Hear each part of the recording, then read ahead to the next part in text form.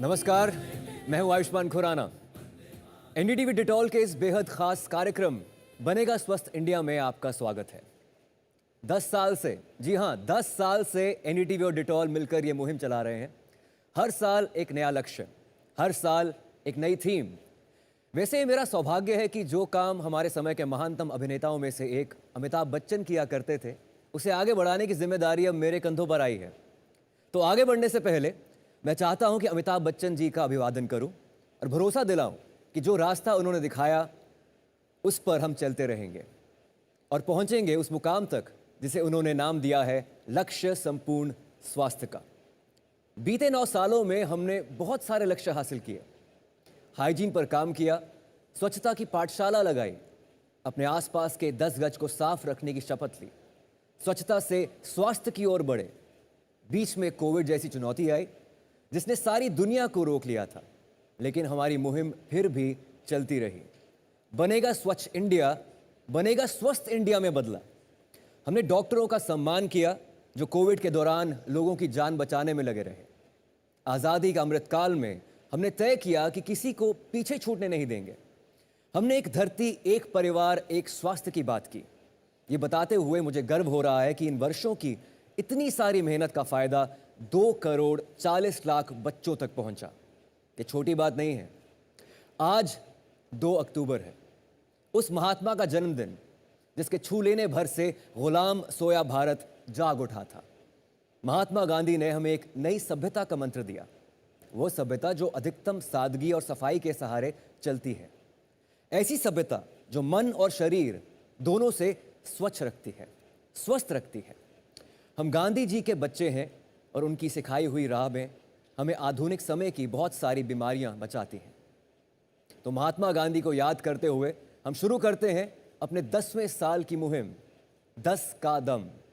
हम देखेंगे कि पिछले 9 साल में हमने क्या हासिल किया है, इसके सबक क्या हैं, हम कहाँ तक पहुँचे हैं और कहाँ तक हमने जाना है। 10 का दम में वो 10 कदम शामिल हैं जो हमने उठाने हैं। तो शुरुआत करते हैं। मंत्र महान, अपना ध्यान, मंत्र महान, देश रहेगा आयुष्मान। स्वच्छता, स्वास्थ्य और पर्यावरण का ध्यान, जीवन का आज यही मंत्र है महान। सच ये है बहुत बड़ा, ना भूलेंगे कभी, कह रही है ये ज़मीं और सारा आसमान। अपना ध्यान, मंत्र महान, देश रहेगा आयुष्मान। 2 हाथों की दूरी, इनको साफ रखना भी जरूरी, करना है जीवन का हमको सम्मान। अपना ध्यान, मंत्र महान, देश रहेगा आयुष्मान।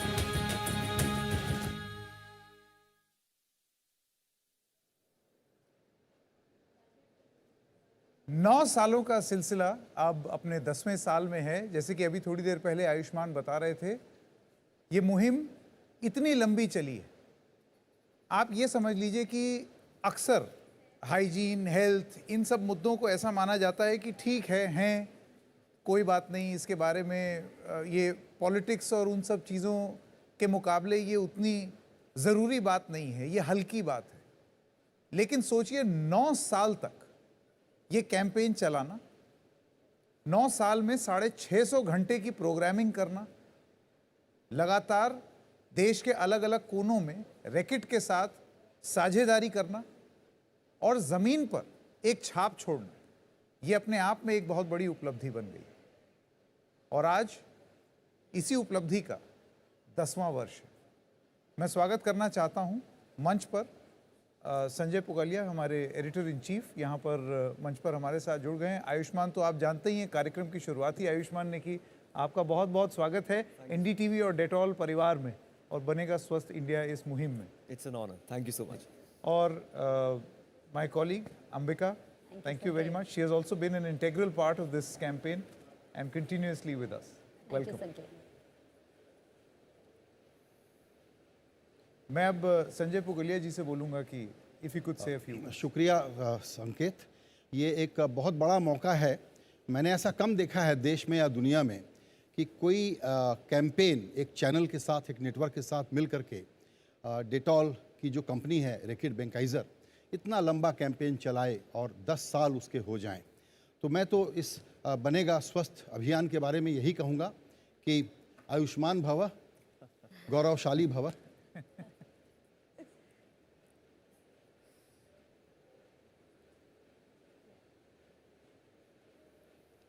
तो अब एक काम करते हैं, राष्ट्रपति का एक संदेश है इस कैंपेन के लिए, और अपने दर्शकों को ये भी बताते चलें कि पिछले 9 सालों में और अब 10वें साल में तमाम राष्ट्रपति हों, उपराष्ट्रपति हों, even the prime minister, they have all acknowledged, accepted and appreciated the campaign called Banega Swasth India, where we started as the Swachhata Abhiyan, Banega Swachh India, and then we moved to Swasth India because obviously ये दोनों चीज़ें एक दूसरे से जुड़ी हुई हैं।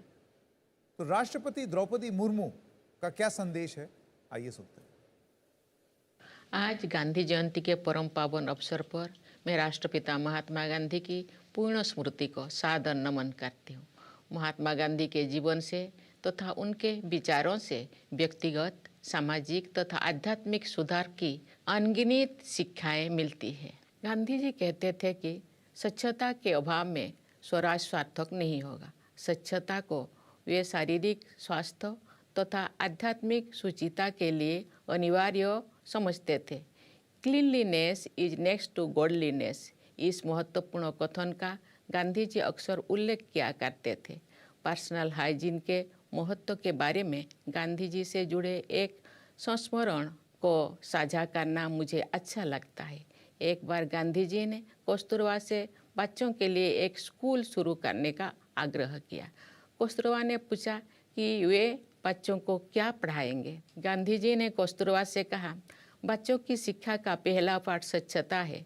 किसानों के बच्चों को इकट्ठे करो, उनके आँख दांत देखो, उन्हें स्नान कराओ, सफाई की आदत डालो।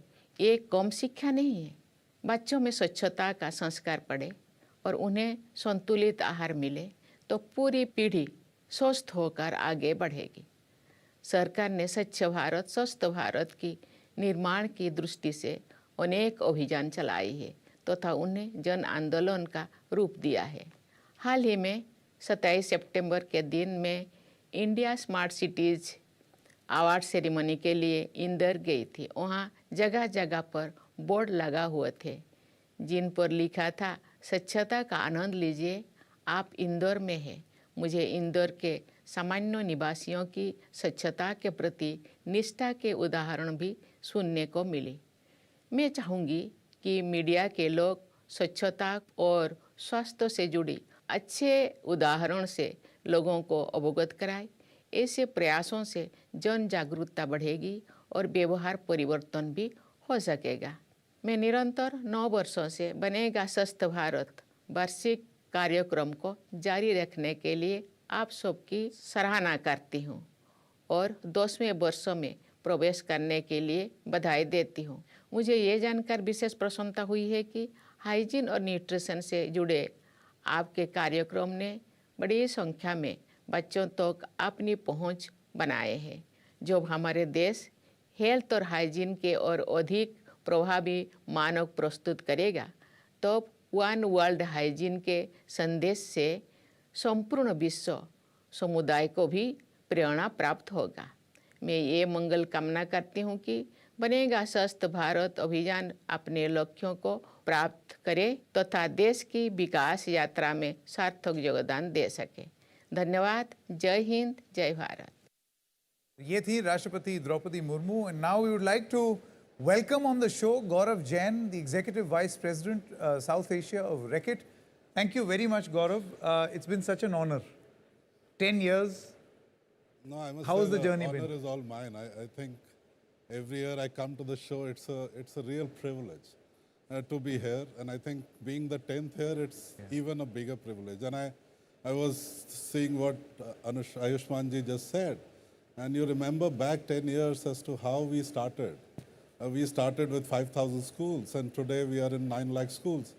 We have had programs which deal with diarrhea, which deal with malaria, which deal with malnutrition. We are making climate resilient schools. We are making hygiene parks. We are holding Olympiads, which have 2 crore children participating. I could never have thought we would have done this in the last 10 years, and I must say, I really want to thank our partners. I think a lot of them are sitting here and who will be on stage. But first of all, thank you, NDTV. I think you have been with us all of these 10 years, and some of you have been around for all of them, Ambika, Sanket, Manika, Rachna, a lot of them. And thank you for that. I think thank you to all the partners. I think we couldn't have done it without the expertise that they bring, without the knowledge, with the foot soldiers on the ground that they do this for us. It's been amazing. I feel so proud, and I look forward to the next 10. And I would not end before just welcoming Ayushmann to our family. Great to have you, sir. Look forward to that. Thank you. नहीं गौरव, ये बहुत बड़ी बात है। जैसा मैंने कहा कि ऐसी पार्टनरशिप्स बहुत कम होती हैं, और वो कोई ब्रांडिंग या मार्केटिंग एक्सरसाइज तक ये लिमिटेड नहीं है, क्योंकि आपका बिजनेस ऐसा है जिसमें कि सोशल रिस्पॉन्सिबिलिटी उसका कोर फॉर्म करती है। तो मैं आपसे ये समझना चाहूँगा कि वो क्या चीज़ है जो ड्राइव करती है आपकी इस एक्टिविटी को, जो इंशाअल्लाह हम लोग अगले 10 साल चलाएंगे। एनडीटीवी इसका बहुत एक्टिव पार्टनर आपके साथ रहा है। प्लस ग्लोबल आपकी जो एक्टिविटीज़ होती हैं उसको अगर कंपेयर करें तो इंडिया में क्या यूनिक है? Sanjay ji, it's very simple. आप लाइफ में कुछ भी अचीव करना चाहें, 3-4 चीज़ें आपको ज़रूरी हैं। एक, आई थिंक सबसे पहले आपकी इनर वॉइस, उसको आपको मोटिवेट करने की ज़रूरत है। अगर वो इनर वॉइस आपको नहीं मोटिवेट करती है तो आप नहीं कर पाओगे। हमारे लिए वो इनर वॉइस है हमारा पर्पस। हमारी कंपनी का जो पर्पस है, which is protect, heal and nurture in the relentless pursuit of a healthier cleaner world, ये पर्पस, ये जो मुहिम है, इससे बिल्कुल मेल खाता है। So we don't need to think about it. हमारा जो पर्पस है हम वही कर रहे हैं, तो आपकी वो इनर वॉइस आपको कह रही है। So that's very important. The second thing that you need when you do these kind of things or anything in life, you need to be good at it and you need to enjoy it. दोनों एक साथ आती हैं। अगर आप good हो तो आप enjoy करते हो, अगर आप अच्छा नहीं कर पाते हो तो आप enjoy भी नहीं करते हो. And I think we as a company are very good at it because this is our business. ये हमारा धंधा है. 95% of our brands are deal with health and hygiene. हमारे जो 50,000 employees हैं globally, that's all they think about. That's all they do. जो उसका R&D करता है, जो उसकी पैकेजिंग करता है, जो उसकी मार्केटिंग करता है, जो उसकी सेल्स करता है, this is what we do. हमें और कुछ आता नहीं है. तो अगर हमें वो आता है और हम अच्छा करते हैं और हमें मज़ा आता है तो हम करते हैं. आपको तीसरी चीज़ जो चाहिए, आपको रिजल्ट्स दिखने चाहिए. अब मैं जैसे वेट रिडक्शन की कोशिश करता हूँ, आपको अगर एक महीने में अगर आपके 500 ग्राम या 1 किलो कम नहीं होगा, आपका मोटिवेशन डाउन हो जाता है. इस चीज़ में anything you need to remain motivated, you require कि आपके रिजल्ट्स पॉजिटिव आते रहे. And we have been lucky that everything that we have done, everything, हमारे रिजल्ट्स जो है, be it reduction in diarrhoea, increase in hand washing, increase in school absenteeism, reduction in malnutrition deaths, all of this, I mean every program you talk about, we've had great results which have been celebrated and recognized by governments, and that keeps us motivated. उसके बिना हम पहले साल ही flat हो जाते. उसके बिना that motivation doesn't come. And the last thing I think all of us need to succeed in life is your family, your loved ones, your partners. उनके बिना आपकी life, you cannot do well. I think as I said just now, we have had the fortune of having partners who are very like-minded. I mean, NDTV is very like-minded. All the people who work with us are people who are great in this sphere and who want to do well. You won't do well till all these people come together in a very like-minded fashion. अगर कोई कुछ और करना चाहेगा, और I think it will go wrong. So I think if you look at all of these 3 or 4 things, it all comes together, and it's linked to our purpose, it's linked to our what we do, we enjoy it, and we have people like you to support us. So there is no great rocket science, and I look forward to another 10 years now. तो mister Jain, well said. मतलब हमारे industry में भी ऐसे ही होता है. I am a student of acting and cinema, कि जब तक आप किसी चीज़ को इंटरनलाइज ना करो, कोई कैरेक्टर हम प्ले करते हैं जब, वो आंखों में नज़र आ जाता है जब अब आप कुछ प्ले कर रहे होते हैं। मुझे बहुत अच्छा लगा सुनकर कि ये आपके लिए सिर्फ एक CSR एक्टिविटी नहीं है, आपने इंटरनलाइज किया है इस कैंपेन को जो पिछले 9 साल से चल रहा है। 600 hours of credible programming content जो हमारा गया है। लेकिन आपको मैं एक स्पॉट में लाना चाहता हूँ और पूछना चाहता हूँ, who was your favourite celebrity और favourite person on the show till now? Very difficult, Ayushmann. I've been here for 6. I've seen from celebrities to ministers to experts to doctors to whatever. So I think it's very difficult to think about who. But one thing I remember, I think after COVID we got the ASHA workers. Yes. I think for me to see those people on the ground who do the change, they came here, they were very excited. And you could see that what they do, and I've never had the opportunity to work with them or meet them on the ground, frankly. But having seen them, to see their problems, to see what they do, how they do it, I think those were my favorite people because they make the change in society. We come here and talk about it. Absolutely. But I thought that to me was my favorite celebrity, if you can call it that.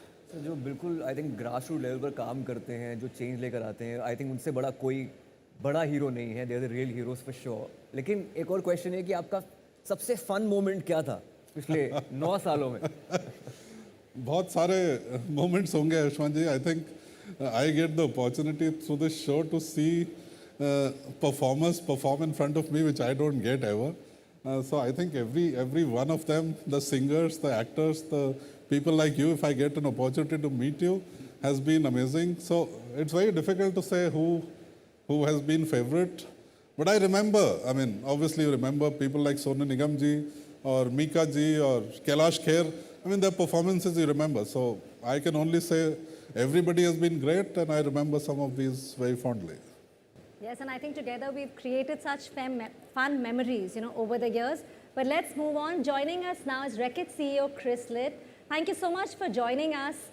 Reckitt's 2030 sustainability ambitions sit at the center of its business and support its purpose to protect, heal and nurture in the relentless pursuit of a cleaner, healthier world.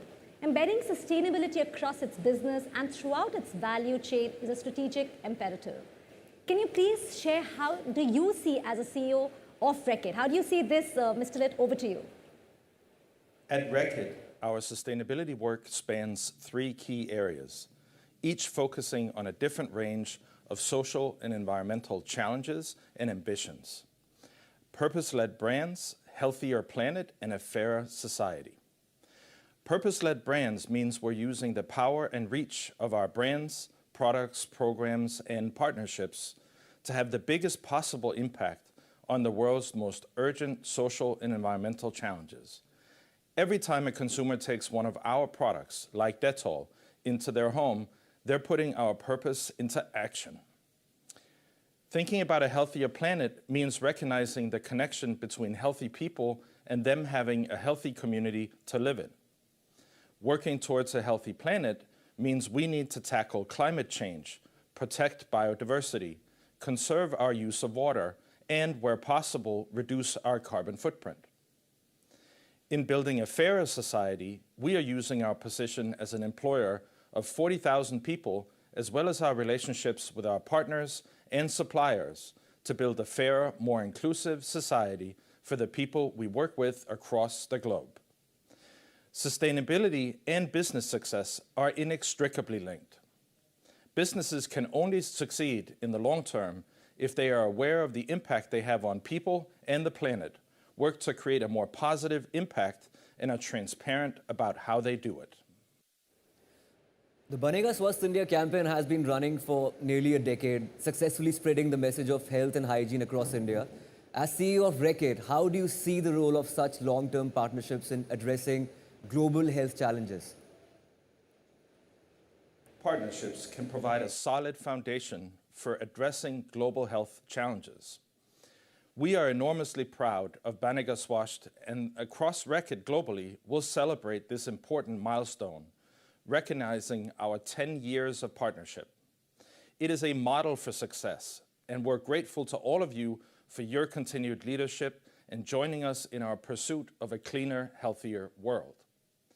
When we think about some of the biggest global health challenges, such as antimicrobial resistance, poor hygiene and sanitation infrastructure, and their impact on health and wellness of people, particularly children, climate change and biodiversity loss, the only way we're going to tackle these large problems and make a meaningful impact in addressing them is through expansive long-term partnerships. Absolutely, I think partnerships is extremely important.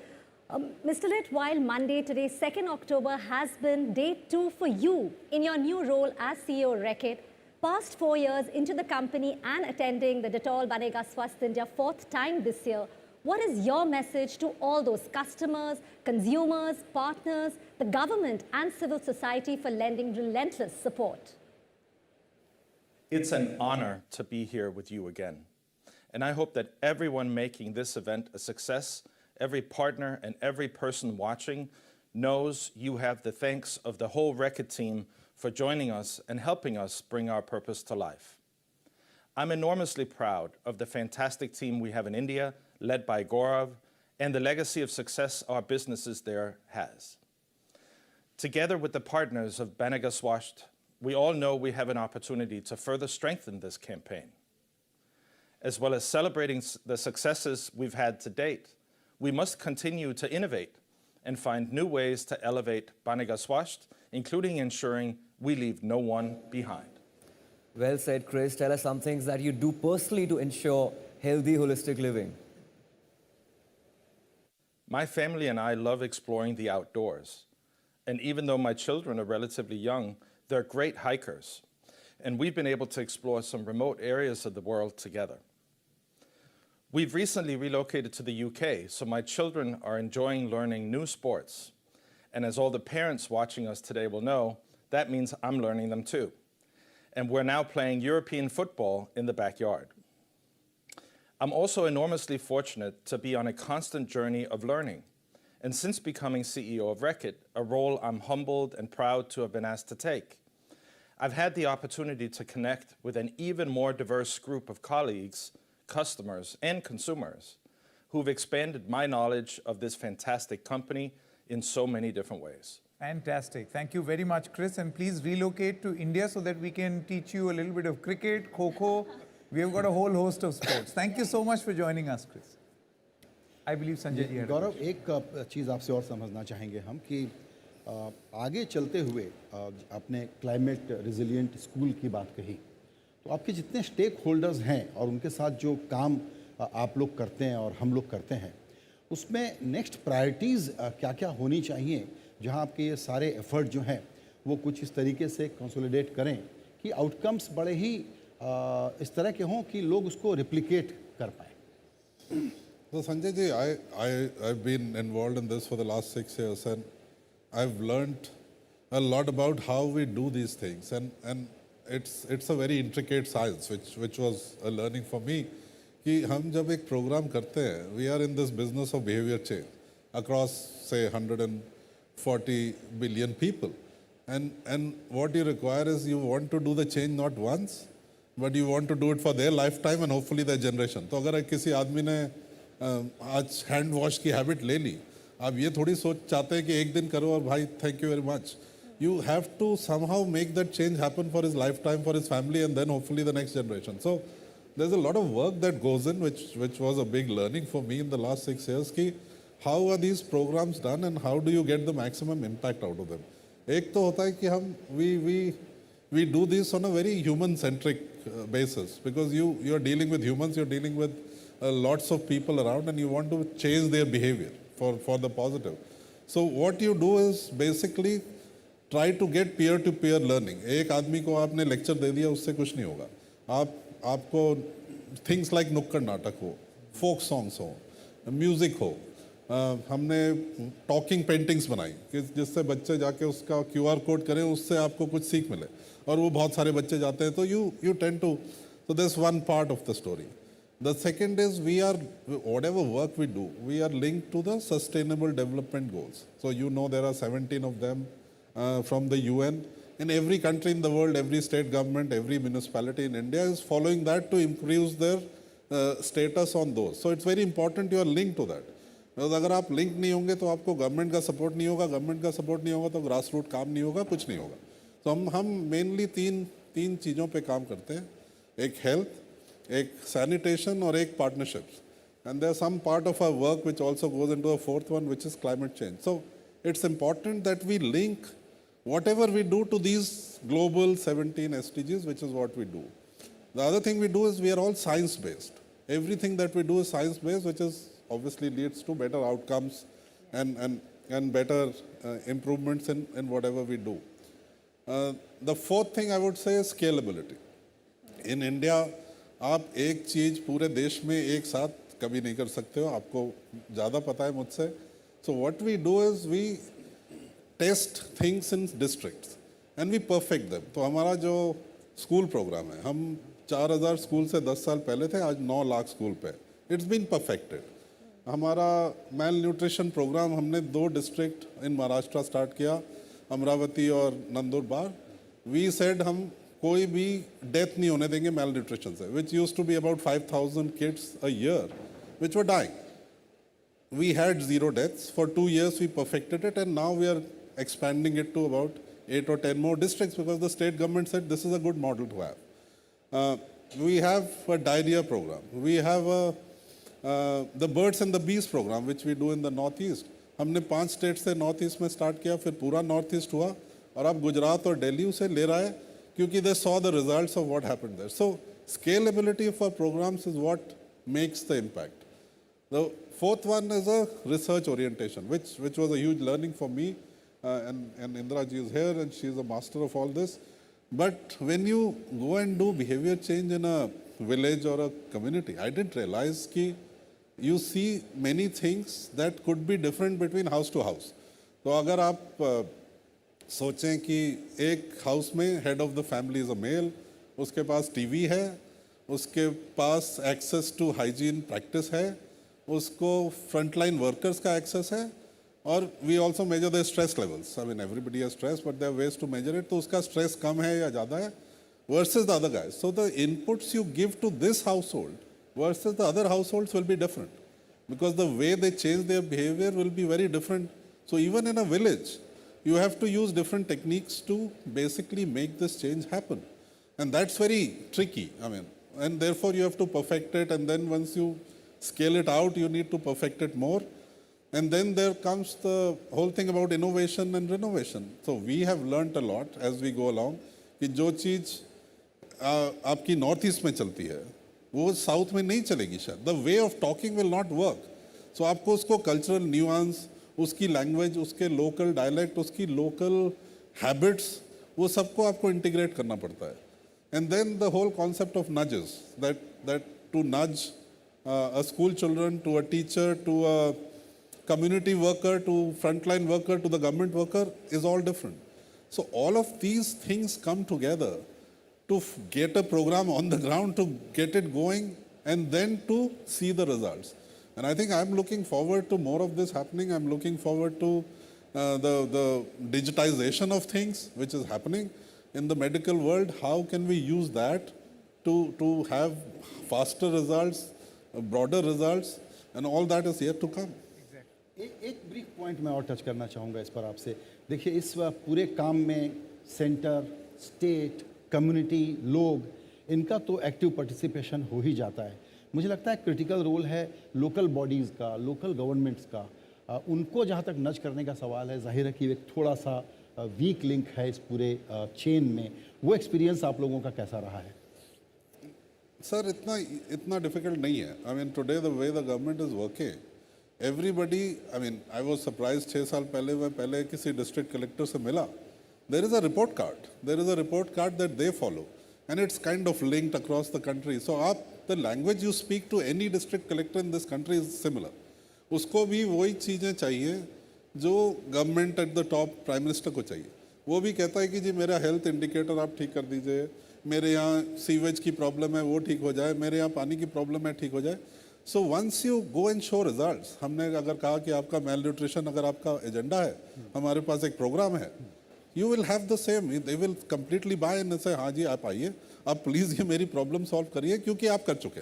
So I think with all that we have done in 10 years, with the connections and the partnerships that we have, and with the recognition that we have, it's not very difficult, we have seen, to go and convince the local bodies and get their, because you are right, अगर वो local body आपके साथ काम नहीं करेंगे कुछ होगा नहीं, तो उनको convince करना is important, but it's much easier than maybe what it was 20 years back. Mister Jain, आप कौन से स्टेट से हैं वैसे? मैं यूपी से हूँ सर. आप यूपी से हैं, लेकिन आप अलग अलग राज्यों में जाकर ग्रास रूट लेवल पे जाकर उनकी कल्चरल लीनिंग्स और उनके बारे में जान चुके होंगे. मतलब नॉर्थ ईस्ट में आप एक अलग तरीके से बात करते हैं, साउथ में जाते हैं कुछ और चीज़ें होती हैं, तो आपकी पर्सनल लर्निंग्स क्या रही हैं कि हर एक राज्य की, आई थिंक आपको लगता है कि कल्चरल लीनिंग्स अलग हैं, या फिर आप कैसे उनको डिफ्रेंशिएट करते हैं? ये मैं नहीं करता हूँ आयुष्मान जी, आपको ये क्वेश्चन मेरे एक्सपर्ट से पूछना चाहिए, but as a marketer, as a person who has grown up, मैं नुक्कड़ नाटक काफ़ी करता हाँ, हूँ, तो और नुक्कड़ नाटक के जरिए हम काफ़ी सोशल इश्यूज पे बात करते थे, लेकिन आप उसके थ्रू अगर ये पहुंचा रहे हैं, आई थिंक इट्स ग्रेट. आप सब एक आर्टिस्ट हैं एक तरीके से. मैं नहीं हूँ, मेरे लोग हैं, ये पार्टनर्स हैं, and I think you learn this, and you know, if you know India well, and people like us who stayed around and been here for 50 years, 60 years, and grown up in different parts of the country, you understand what works. You understand the cultures. You understand from your surname in India, you can make out where you're from. I've had the fortune of actually growing up in at least 15 towns in this country, because my father was in the Air Force. So I grew up with different cultures. So it helps me. But I think the heroes of this are people sitting here who understand this much more minutely than I ever do. And they do all the work. So I salute them for what they've done.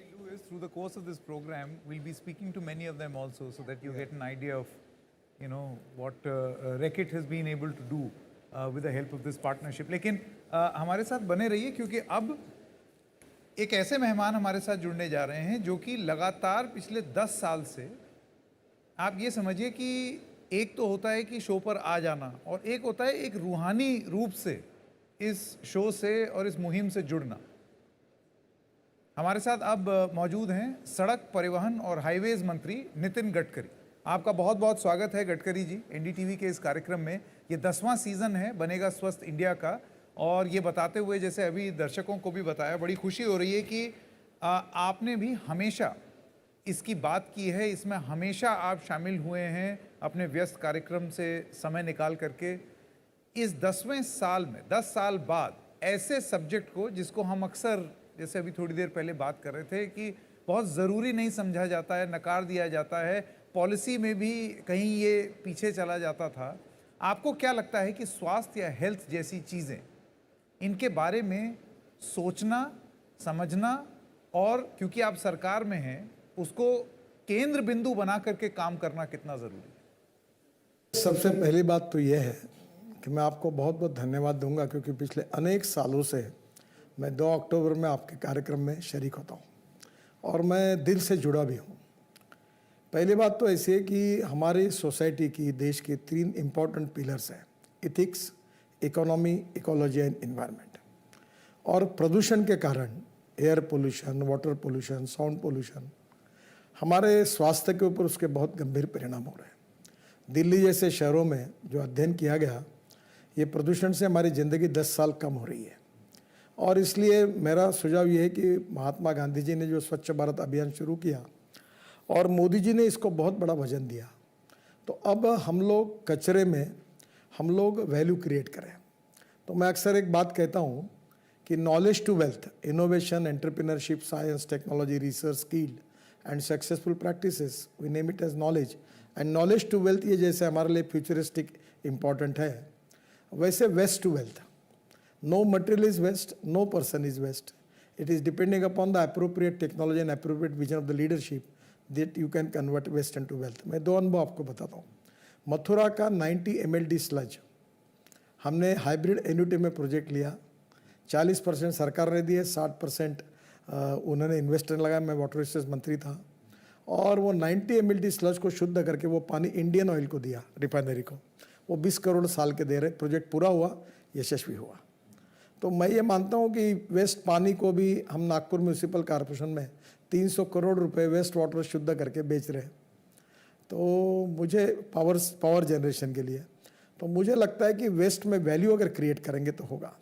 और 2 अक्टूबर के लिए हमने इस बार संकल्प किया है कि हम लोग जो सॉलिड वेस्ट है वो रोड में यूज़ करने के बारे में पूरे देश के लिए एक पॉलिसी हम लॉन्च कर रहे हैं, ताकि देश का पूरा कचरा सेग्रीगेट करके हम रोड में लाएंगे। तो मुझे लगता है वेस्ट टू वेल्थ में टेक्नोलॉजी का उपयोग करके, जैसे कार्बन डाइऑक्साइड से इथेनॉल बनने का प्रोजेक्ट मैंने देखा, तो धीरे धीरे ये जो वेस्ट है, वेस्ट प्रदूषण करने वाली जो बातें हैं, उनको टेक्नोलॉजी का उपयोग करके वैल्यू क्रिएट करने से हमारे देश की जनता का, समाज का जीवन हम स्वस्थ बना सकते हैं। और आपका कार्यक्रम ये संदेश देता है, मुझे बहुत खुशी है कि मैं बहुत बहुत शुभकामनाएं इस कार्यक्रम को देता हूँ। जी गडकरी जी, आपसे मेरा सवाल है, जैसा आपने बताया कि हमारा ये जो बनेगा स्वस्थ इंडिया अभियान है, इससे आप कई वर्षों से जुड़े रहे हैं और 10वें साल में जब हम पहुँचे हैं यहाँ पे, तो आगे चलते हुए आप इससे क्या उम्मीदें लगाएंगे? देखिए, दो चीज़ें हैं, स्वच्छ इंडिया और एक्सीडेंट मुक्त इंडिया। ये सब प्रोग्राम जो होते हैं ये जनता के सहयोग के बिना नहीं होते। जनता को इसके बारे में, इसका महत्व बताना, प्रबोधन, प्रशिक्षण एंड रिसर्च एंड डेवलपमेंट लोगों तक लेके जाना, ऑप्शंस कौन से वो बताना और लोगों का माइंड सेटअप बदलना, ये इसका उद्देश्य है। और आप ये हर साल करते हो, तो मुझे बहुत खुशी है कि लोगों का माइंड सेटअप स्वच्छता के दृष्टि से, लोगों की कमिटमेंट, समाज की कमिटमेंट। जैसे अभी मैं आपको देखा दूँ, मैं अभी फॉरेन था तो चॉकलेट खाया, तो मैंने वो जेब में रखा, हिंदुस्तान में रहता तो एक आधे बार फेंक देता। तो धीरे धीरे पब्लिक में अवेयरनेस तैयार करना कि ये स्वच्छता के लिए, ये मुझे लगता है बहुत इम्पॉर्टेंट है। अभी हमारे ड्रेनेज के पाइपलाइन है शहरों में, बड़े बड़े रोड के बाजू में, अभी हम रोबोट ला रहे हैं, हम चेक कर रहे हैं उसको कि पानी बह रहा कि नहीं बह रहा। तो धीरे धीरे टेक्नोलॉजी का उपयोग करके, लोगों का प्रबोधन करके, प्रशिक्षण करके, स्वच्छता के प्रति लोगों को जागरूक करने से ही महात्मा गांधी जी का, मोदी जी का जो सपना है वो पूरा होगा। और वो आप प्रबोधन का काम कर रहे हैं, लोगों को प्रशिक्षित कर रहे हैं, संस्कारित कर रहे हैं, इस उद्देश्य के लिए यही आपके कार्यक्रम की सबसे बड़ी उपलब्धता है। जी बहुत बहुत धन्यवाद नितिन गडकरी जी। और गडकरी जी की एक और अच्छी बात ये है कि वो बतौर मंत्री नहीं बात करते हैं, आपको ऐसे लगता है कि कोई घर ही में बैठ करके कुछ बता रहा है। और ये उनका एक बड़ा एक एडवांटेज रहा है अपनी बात लोगों तक पहुंचाने का भी, कि वो क्या करना चाह रहे हैं। और ये आप इंटरनलाइज करने की बात कर रहे थे, उन्होंने वेस्ट टू वेल्थ को इंटरनलाइज किया हुआ है। जब आप उनसे मिलेंगे तो इसी तरीके की बात करते हैं। एक छोटे से ब्रेक के लिए रुक रहे हैं, but when we come back, do stay tuned for a scintillating performance by Neha Kakkar, the singer who is one of India's most followed stars on social media. Stay with us.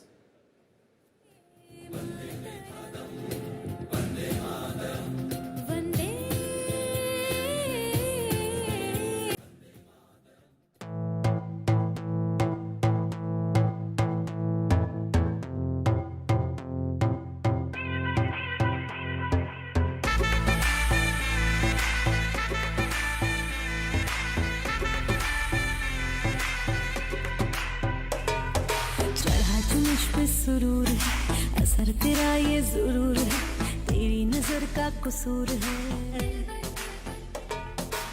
पास आ तू क्यों दूर है, ये इश्क का जो फितूर है, नशे में दिल तेरे चूर है।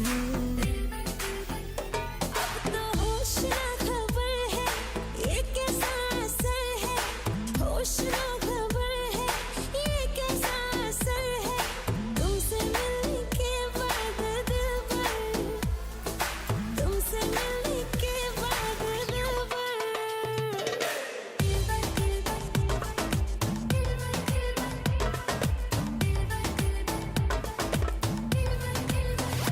Mashed him.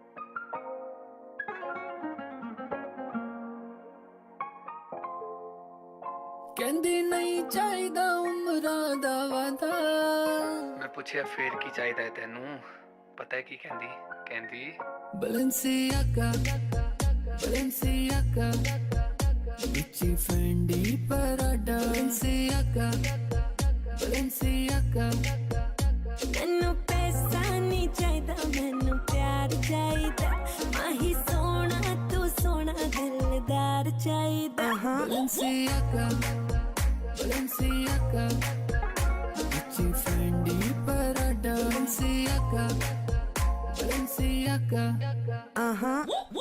मिलना तू मुझे ऑफिस स्टोर पे शूज लाना मुझे क्रिस्टियन डियोर के बुर्ज खलीफा के टॉप फ्लोर पे फिर तो तेरी मेरी डेट पक्की है मिलना तू मुझे ऑफिस स्टोर पे शूज लाना मुझे क्रिस्टियन डियोर के बुर्ज खलीफा के टॉप फ्लोर पे फिर तो तेरी मेरी डेट पक्की है चलेंगे मेरे ये तेरे घर टाइम की तू फिक्र न कर कितनों को रखा वेटिंग पे मैंने कितनों के फोन को काटा Balenciaga, Balenciaga, Gucci, Fendi, Prada, Balenciaga, Balenciaga. मैनू पैसा नहीं चाहिदा, मैनू प्यार चाहिदा, माही सोना तू सोना दिलदार चाहिदा. मैनू पैसा नहीं चाहिदा, मैनू प्यार चाहिदा, माही सोना तू सोना दिलदार चाहिदा. Balenciaga, just hop in my Benz. पता नहीं baby I don't care. Prada, Balenciaga, उस पे Kali Kali Balenciaga, my eyes on your lips. Prada, Balenciaga. तू मांगे Balenciaga, तुझे पहले दे दे मुझे kiss.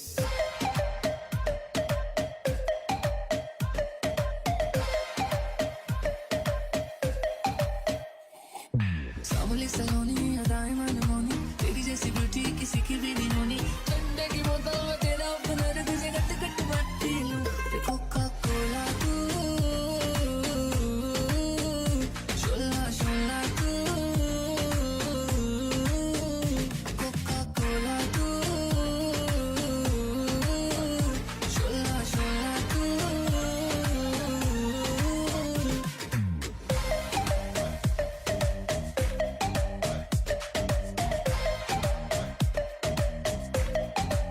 ना समझ तू कोका कोला मैं तो विस्की दी बोतल मेरा एक सिप ही है काफी होने को ना शॉट होटल चखना मना है रुकना मना है मुझे भी ले जरा आ तू कोका कोला तू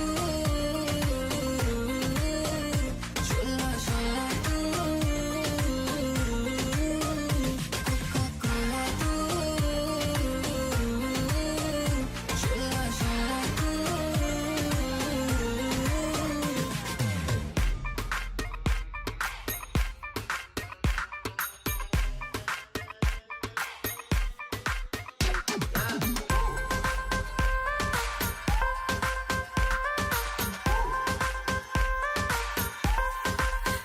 हाय चांदनी रात में हीरो के साथ में आसमान में देखूंगी नागिन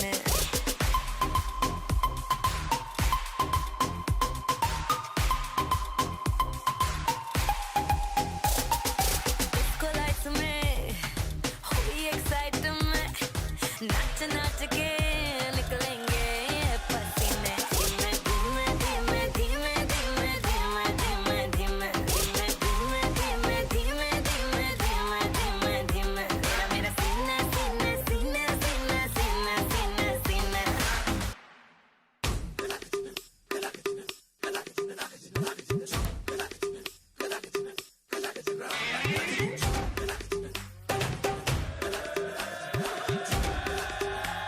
Oh God, one more remix.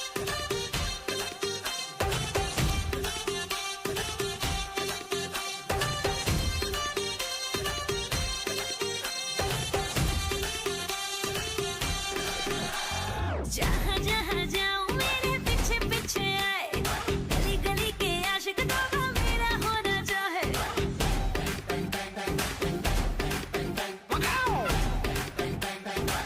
हर जहाँ जहाँ जाए तेरे पीछे पीछे आए हम तो है दीवाने तेरे तेरा होना चाहे सीटी बजाए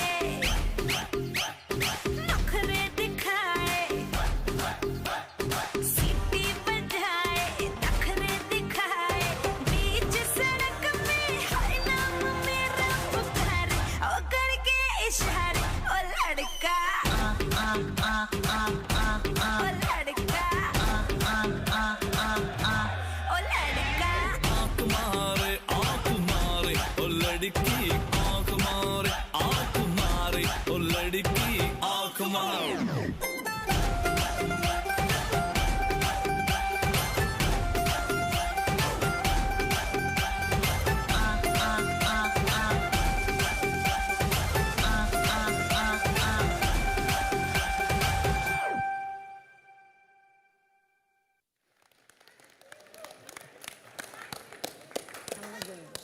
So good, yeah. Neha ji, please, amazing, please, very अगर good. आप रुक जाएं. Please stay back. I must say it's such an honor to meet you and आप जितना अच्छा गाती हैं उससे ज़्यादा अच्छा अभी थोड़ी देर पहले आयुष्मान इंटरनलाइज करने की बात कर रहे थे. हाँ? सुनना जितना अच्छा लगता है उतना सुनते हुए देखना बिल्कुल। वो और भी अच्छा लगता है. बहुत कम सिंगर्स ऐसे होते हैं जो परफॉर्म भी कर पाए हैं. Neha is one of those performers in India जो परफॉर्मेंस भी साथ में देती हैं और she feels the song, she is the song. या I feel it for sure. I just love to perform. Mata Rani Waheguru ji ने इतनी amazing ये blessing दी है ना, तो why not be thankful, grateful and enjoy what you do. मैं आपको बताना चाहता हूँ इंसिडेंट कि मैं और नेहा एक रियलिटी शो में एक साथ थे. हम कंटेस्टेंट्स थे उसमें और हम दोनों रिजेक्ट हो गए थे. हम ट्रेन से वापस आए थे फ्रॉम मुंबई टू दिल्ली. लेकिन अब यहाँ पर एक ही स्टेज पर खड़े होकर नेहा के साथ बहुत अच्छा लग रहा है. Wow, brilliant, brilliant. And I'm sure a lot of people have told you about your lovely smile. How you keep smiling. Thank you so much. Thank you for joining. NDTV, thank you. एक छोटे से break के लिए रुक रहे हैं, अभी हाजिर. वंदे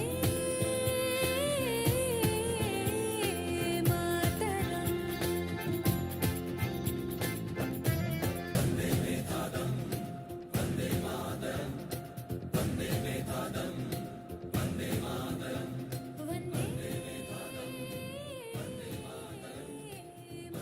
Welcome back. Joining us right now is Chief Minister of Meghalaya, Mr. Conrad Sangma. Thank you very much, Mr. Sangma, for joining us and speaking to us.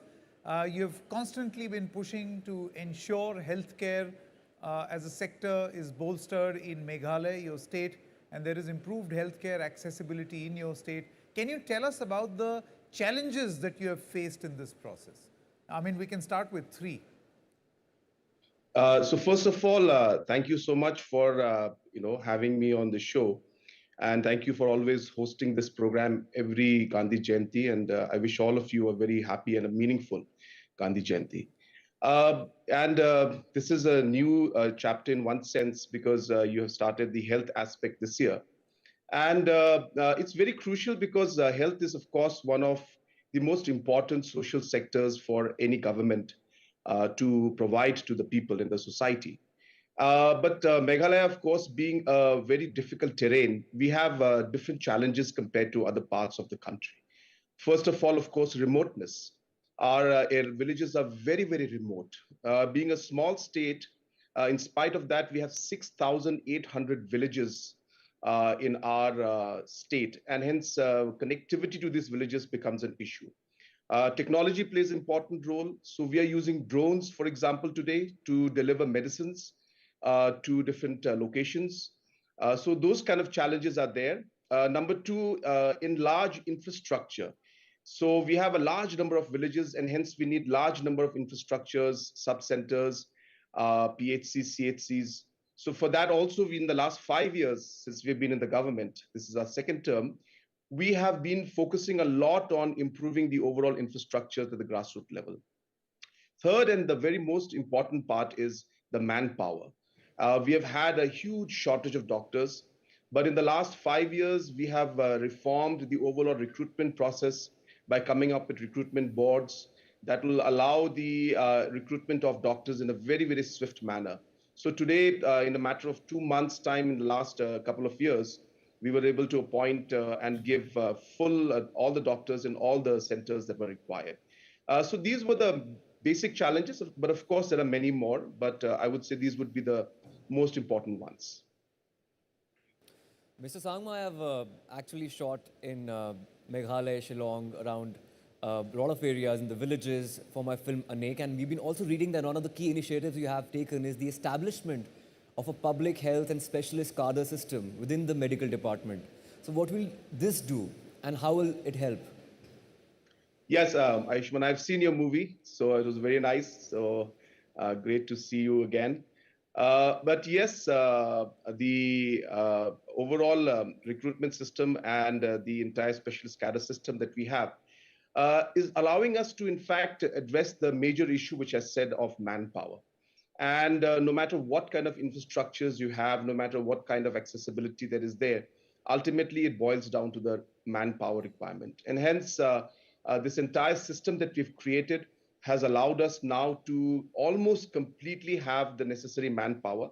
Of course, training processes are continuous processes, but to a large extent, we have been able to resolve the issue of manpower by following this new system. Mr. Sangma, in terms of collaboration, are you working with the central government or other partners to improve healthcare in the state? Could you please tell us more about it? Yes, because partnerships are very important. And no matter what a state government does, at the end of the day, if we do not have partners to work with us, we will not be able to achieve the goals that we would like to achieve and provide the service to the people. Central government is very, very supportive in many, many ways, many programs, guiding us all the time, monitoring the situation. Honorable Prime Minister himself personally looks into it. So these are very, very important partnerships, of course. We have a large number of NGOs and different CSR activities that are going on with private sector and with the different NGOs, as I mentioned. And the most important partnership actually we have is actually with the villagers. So I told you that we have 6,800 villages. You'll be happy to know that we have a village health council in every village. And this village health council works in partnership with the government. This is a council that is run by the people. And we support them financially. We give them a manual to be followed on how cleanliness should be done, how health checkups should be done, and what are the different actions they can take in terms of work when small issues are there in the village level. So the grassroots presence and the partnership with the villagers and the community is most probably one of the most important and the most powerful partnerships that we have. And it's one of the unique models, I should say, in the country. And I hope that this will also set an example for other states to follow. Thank you, Mr. Sangma, for enlightening us and being on the show. Thank you so much. Thank you so much, Ayushmann. Thank you so much. And now it gives me great pleasure to invite someone I've worked very closely with, my co-star of many films, a person whose choice of quirky and unusual characters is very similar to mine, and whose passion for advocacy I share. Bhumi Bednekar. Hello.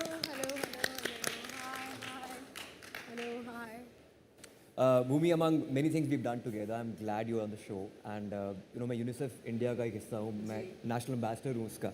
And एक social responsibility होती है एक artist की कि अगर आप कुछ समाज से ले रहे हैं, अपनी फिल्मों के जरिए कुछ कह रहे हैं, तो आप ग्रासरूट लेवल पर जाकर उनके लिए कुछ किया जाए तो उससे बेहतर इंसान, उससे बेहतर आर्टिस्ट हो नहीं सकता.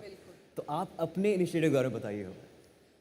तो आई थिंक शुरुआत मेरी एक्टर बनने के पहले से ही हो गई थी, जहाँ पे मुझे लगा कि किसी ना किसी तरह से it's important to give back, you know, exactly जैसी आपकी सोच है.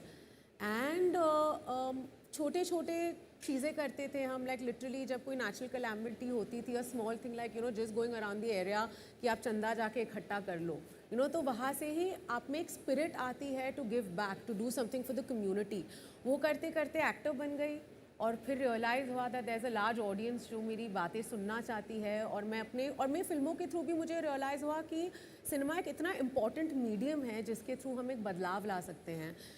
टॉयलेट एक प्रेम कथा मेरी एक फ़िल्म थी जो बहुत ही ज़्यादा सेलिब्रेटेड थी. स्वच्छता अभियान का हिस्सा भी वो फिल्म बनी in a very very big way, बहुत ज़्यादा इम्पैक्ट लाया. उस फिल्म से भी मैंने सीखा कि एक मास लेवल पे अगर आप बदलाव लाना चाहते हैं तो सिनेमा एक बहुत ही ज़्यादा इम्पॉर्टेंट टूल है। तो अपने फिल्मों के थ्रू कोशिश यही करती हूँ कि कहीं ना कहीं कोई थोड़ा पॉजिटिव चेंज आए, माइंडसेट में पॉजिटिव चेंज आए, और ऑफ स्क्रीन भी क्लाइमेट वॉरियर हो या यूएनडीपी ने जो मुझे जिम्मेदारी दी है to be the national advocate for the SDGs, कोशिश यही करती हूँ कि जितना हो सके एक positive change in the society में लाने की कोशिश करूँ और एक बड़े बदलाव का हिस्सा बनूँ। That's great. India is a very young country. हमारी जो अंडर 30 है एज जो है, 50% हमारी जो आबादी है, पॉपुलेशन है, वो अंडर 30 है। एंड मैं ये बोलना चाहता हूँ यूनिसेफ इंडिया के थ्रू मुझे बहुत कुछ करने का मौका मिला है। एंड मैं ये बताना चाहता हूँ कि हमने 3 हिट फिल्मों का हिस्सा साथ में रहे हैं। Bhumi and I part of Dum Laga के आयशा, जो इनकी पहली फिल्म थी। उसके बाद Shubh Mangal Saavdhan. I think Ayushmann is my lucky charm. She is my lucky charm. Shubh Mangal, Zyada Saavdhan, तीनों फिल्में बहुत चली हैं। अब मैं क्वेश्चन ये पूछना चाहता हूँ कि यूनिसेफ और आपका जो इनिशिएटिव है वो साथ में कोलैबोरेट कब करेगा, वो हिट कैसे होगा हमारी फिल्मों की ये तरह? तो मुझे लगता है आज आपने स्टेज पे इतने लार्ज ऑडियंस के सामने बोल दिया है। सर रियली होप कि जो यूएन की टीम है और यूनिसेफ की टीम है, यूएनडीपी और यूनिसेफ की टीम, वो सुन रहे हो एंड हम साथ में कुछ बहुत बड़ा करें। बिकॉज आई थिंक जब आप और मैं मिलते हैं, हमारे फोर्सेस कोलाइड होते हैं, तो सिर्फ अच्छी चीज़ें ही होती हैं उनके साथ। And especially when the mission is the same, when the goal is the same. बच्चों के साथ, you're working for the climate. At the end of the day, future generations के लिए। Absolutely. Bhumi, a new movie is coming. Thank you for coming. Yes. And you know, it talks about, it's very vocal about what women really want. Very often as women, we don't prioritize ourselves. Yes. You know. So tell us about it. Tell us about the movie. What is it all about?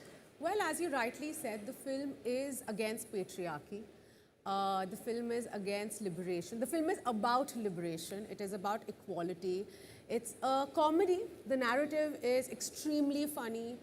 The character I play, she is a mess, and often we don't see women portrayed with their with all their imperfections on screen.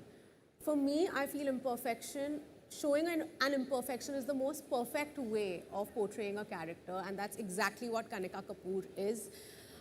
Doing this film was a massive therapy session for me, because there were so many of my unresolved issues just as a young woman living in the times that I live in that the film addresses, and I'd never felt that kind of representation. You know, I've been very fortunate to have played some very, very empowered characters, you know, but they have been a little away from the life that I've lived. I feel like this girl is very close to the life that I have lived, because, you know, she's a city modern girl, and even though, you know, she has a lot of privileges, the film also addresses that, but at the same time, on every level, she faces sexism. You know, there's just societal conditioning of women just being told that you're not good. You need to be apologetic about everything that you do. You know, हम परेशान हो जाते हैं sorry बोल के. You know, we kind of lose who we are, because there's so much of our happiness and confidence that is, that responsibility is given to somebody else. And all the responsibilities that are given to us are not chosen responsibilities. They are responsibilities that जो हम पे थोपी गई हैं. तो film इन्हीं चीज़ों के बारे में बात करती है। सबसे मज़ेदार बात है कि एक कॉमेडी फिल्म है और it's an extremely inclusive film, क्योंकि इस फिल्म में प्रॉब्लम पेट्रियार्की है and women can be as patriarchal as man, क्योंकि पेट्रियार्की एक सोच है, वो एक जेंडर स्पेसिफिक चीज़ नहीं है। मुझे लगा था मुझे इस पे बोलना चाहिए, पर फ्रैंकली स्पीकिंग वो मैंसप्लेनिंग हो जाएगा। अगर आप इनसे बात करेंगे तो रिप्रेजेंटेशन करेक्ट है और मैंसप्लेनिंग नहीं होगा। एंड वेरी वेल सेड भूमि, जितनी भी फिल्में आपने की हैं बहुत ही प्रोग्रेसिव है, उसमें एक मैसेज होता है और ये फिल्म भी बहुत अच्छी लग रही है। एंड आई थिंक जितने प्रोमोज आ रहे हैं they are hilarious. At the same time I am assuming कि उसमें एक अच्छा मैसेज होगा। बिल्कुल, बहुत बड़ा हार्ट है इस फिल्म में और आपने एकदम सही कहा, मैसेज भी बहुत स्ट्रॉन्ग है। लेकिन जैसी फिल्में आपने और मैंने की हैं आयुष्मान, यू नो, हमारी फिल्में भी ऐसी रही कि हंसते खेलते हम लोगों को एक कुछ समझा गए हैं। You know, Bala being one of the biggest examples और दम लगा के ऑल्सो। तो इस फिल्म का भी वही जॉनरा है, वही मजाक मस्ती है, and it has a huge heart. And कितनी अच्छी तरह, you know, through roles as a medium, इतनी अच्छी तरह जो इम्पोर्टेंट मैसेजिंग लोगों तक पहुंचा, I think that is very very important. या and thank you all for doing that so well each and every time. Thank you. Let me introduce, we also have with us Ravi Bhatnagar, Director External Affairs and Partnerships, SOA Reckitt, and we have Dr. Komal Goswami, Chief of Party, Plan India. So we're going to be talking about a self-care kit, and this is what this campaign talks about. Creating self-care is one of the main things of our program. And Dr. Komal, what I would like to ask you, tell us about this, this creation, or why is this self-care kit important? Okay. So Ambika, you know that we have been doing this nutrition program since 2018, and we have realized that we need to start young, not just with the under 5 kids, but with the young mothers also. India is a culture of diversity. It's like we have to reach out to last mile population. And as Bhumi was just saying, talking about agency, lot of our women who are in rural areas or in tribal areas, they do not know the concept of agency. As soon as they are married, they are, as Bhumi was saying, forced upon taking the additional responsibilities, right? They do not have time to take care of themselves, to talk about, mental health. So mental health is something, postpartum depression is something that the logic is very much adaptable and distinct to the urban population, but not for rural or tribal women. So a lot of other things such as hand hygiene, overall hygiene, menstrual hygiene, talking about, ensuring that not just the family is fed well, herself, she and herself is also fed well. It's all about starting very young. When we talk about, that the mother is a high-risk pregnant woman, how does a mother become a high-risk pregnant woman? The mother become a high-risk pregnant woman because she is anemic since ages, maybe when she was just a girl or adolescent, right? And there are no such facility or no such, a person in the family who knows about it and who can guide the mothers. So that's how we devised the self-care kit, which will not just take care of the under 5 kids and prevent them from diarrhea and pneumonia, but also ensure that mother have that agency and mother takes care of herself so that she becomes more enabled to take care of the kid and the family. Yeah. Absolutely. So let's see what the kit has. Request you to please unveil that. In fact, जो भी ये बता रहे थे, going into the tribal areas, Komal and I traveled about a few months ago to the Siddhi community. Jambur में गए थे, where we met the community. So if you all could please unveil. So let's see what the kit has. And Ravi, if you could also tell us why are these things important. So please. Yeah. So interestingly, Ambika, this all came from our work, what we have been doing in Amravati and Nandurbar. And I remember our, season 6, where with Mr. Fadnavis, who's Deputy CM of Maharashtra, we made a commitment. And we said, we are going to make sure the tribal kids will be taken care of. After delivering the program successfully with Plan India, we thought, now it's the time to expand the program to various states in India. So now the program is moving from Maharashtra to Gujarat as well as to Rajasthan. And the program aims to reach 10 million moms. The program, aims to reach 1 million under 5 kids. And by the virtue of this program, there are a lot of conversations with the WHO. When they were releasing the self-care report for South of Asia, I was one of the members in the expert committees for the same. The program, the work what we have been doing on the Dettol Banega Swasth India gave us the platform to position and to actually tell what is working in India, especially in the rural and the last mile. And now this, this kit is being divided into 2 parts largely. Yeah. One part is for the mothers and the second part is for the kids. So for the mothers, this kit has iron and folic acid tablets, it has vitamin C, it has sanitizers, it has a baby blanket, it has a Dettol liquid soap. For the kids, it's taking care of the diarrhea and pneumonia both. It has the ORS sachets, zinc tablets, thermometers, soaps, amoxicillin tablets, surgical gloves, and the pulse oximeter. Basically, we would love to have these kids, placed in the wellness centers, in the Asha centers, in the Anganwadi centers. Also, we are heavily training now the last mile, delivery for this program, because still in India, the pneumonia cases, diarrhea cases are still very high. And world talks about, 3 countries. One is Bangladesh, second is India. We are neighbors, but the indicators are very different. We really want to move up. We really want to support all the 100+ aspirational districts what India has.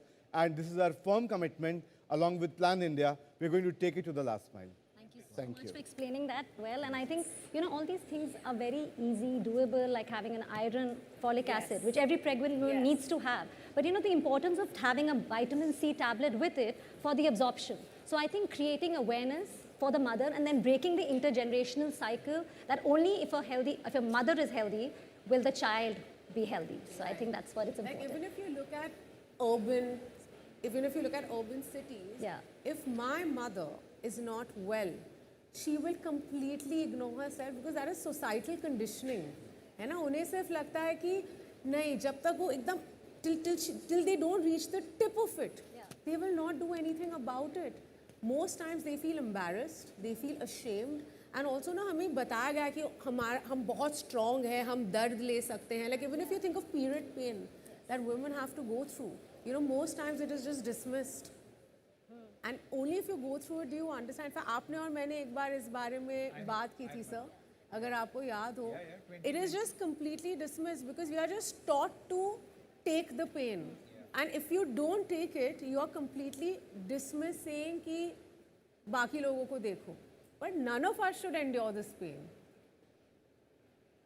In fact, what you were saying, exactly the same thing, that we don't prioritize ourselves and just, you know, have to deal with so many things without even talking about it. Yeah. Embarrassment, absolutely. So now we are joined by Dr. Rodrigo Offren, WHO representative to India. Dr. Rodrigo, we're talking about self-care. Could you tell us the role of self-care in achieving the right to health? Yes, thank you very much, Ambika. It's a big question, and it's something probably that was not answered before. WHO's definition of self-care is the ability of individuals, their families, communities to promote their own health, prevent disease, maintain health, maybe to access a health service, and cope with illnesses or disabilities with or without the support of a health worker. It is very much linked to the health literacy of people. Health literacy meaning how you understand health, how you understand symptoms, how willing are you to reach out for health services. It recognizes individuals as active agents in managing their own health care. And in that in itself is the right to health. Once a person embodies that health is their right, then self-care comes in, because that person will start looking for information, understanding what they are feeling, when will they actually access a service, but they will start with helping themselves first. It is really a self-motivated way for health promotion, disease prevention, rather than just disease curing. Sometimes self-medication when it is simple. Right. It does not replace the healthcare system. I think that's the caveat that I would like to put out there.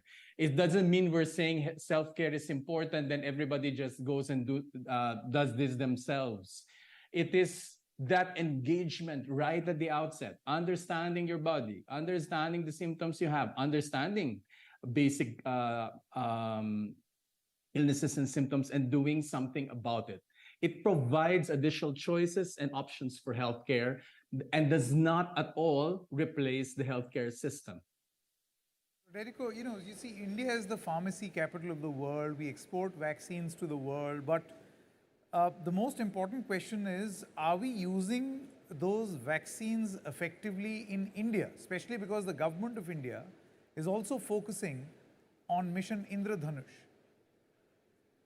Just to tell you very shortly the success, during COVID, we've had a dip in terms of coverage for children, around 15%. That's huge if you have a 26 million birth cohort every year. Now, there was a lot of catch-up being done, really a speed up to catch up where these children are. We have been privileged to be part operationally with that the ministry is in these efforts that the ministry is doing at central and state level. And just to let you know, the recent estimates of WHO and UNICEF this July has shown that India has gone back and even higher pre-pandemic levels of coverage.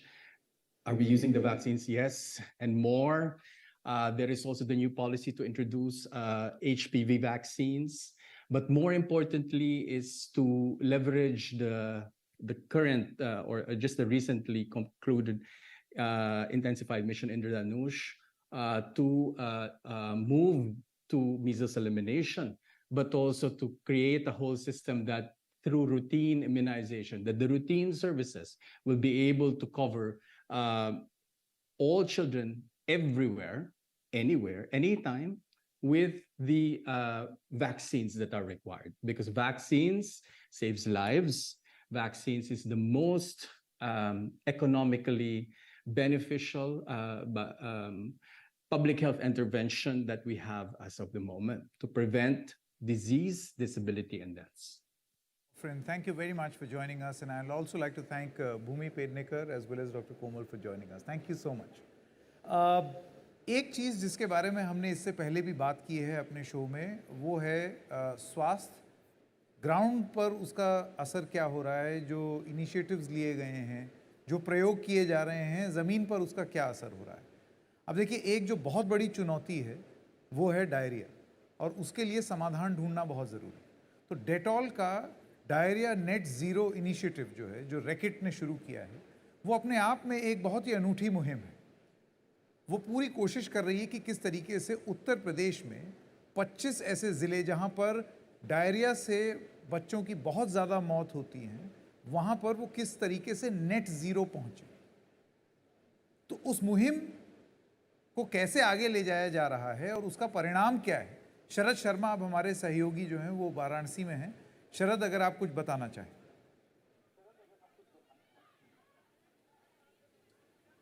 संकेत, मैं वाराणसी में हूँ। वाराणसी देश के प्रधानमंत्री का संसदीय क्षेत्र है और यहाँ पर रैकेट इंडिया ने एक प्रोग्राम चलाया, डायरिया नेट ज़ीरो।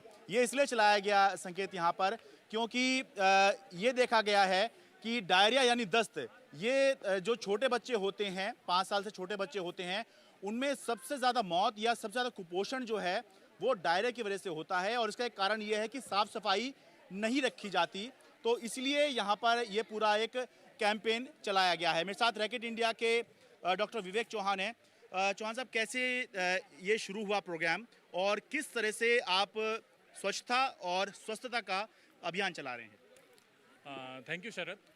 सबसे पहले तो मैं बहुत धन्यवाद करना चाहूँगा एनडीटीवी टीम का और हमारी रैकेट लीडरशिप का कि ये वाला प्रोग्राम देख रहे हैं। इस भरे मौसम में पानी बरस रहा है यहाँ पर और एक उत्सव का माहौल सा चल गया है यहाँ पर।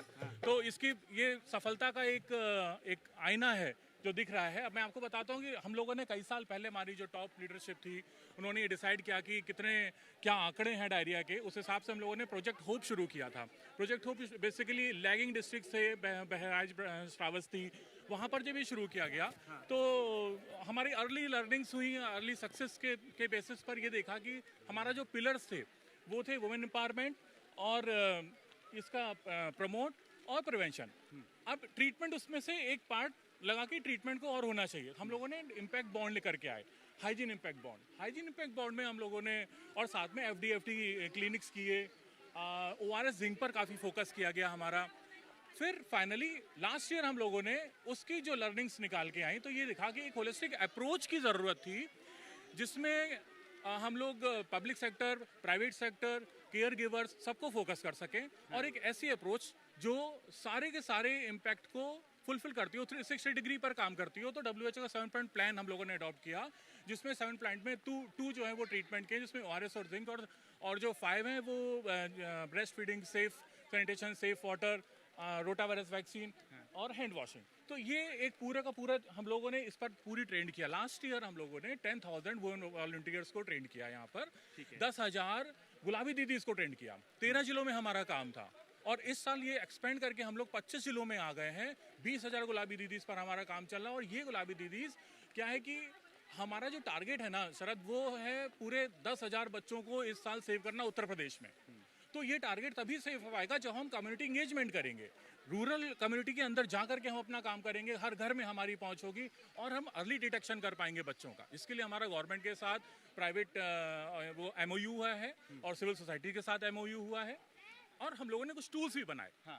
और ये टूल्स में जैसे कि आप ये देखिए, ये हो गई लाइफ सेविंग किट हम लोगों ने बना रखी डायरिया की। इस डायरिया किट ये हम घर में देते हैं अगर वहाँ अर्ली डिटेक्शन होता है बच्चे का, पूरा फॉलोअप है।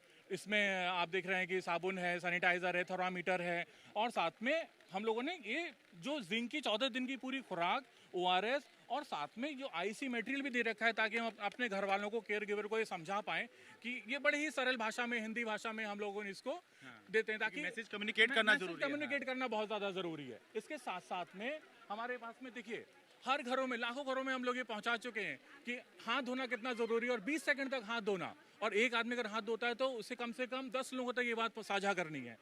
और जैसे हम लोग नुक्कड़ नाटक, वॉल पेंटिंग, आप ये देखिए कि नज़ारा, आज इतने सारे लोग खड़े हैं, पीछे हमारे नुक्कड़ नाटक की टीम ऑलरेडी यहाँ पर बारिश में भी तब से सुबह से उत्साहित है और नुक्कड़ नाटक कर रही है।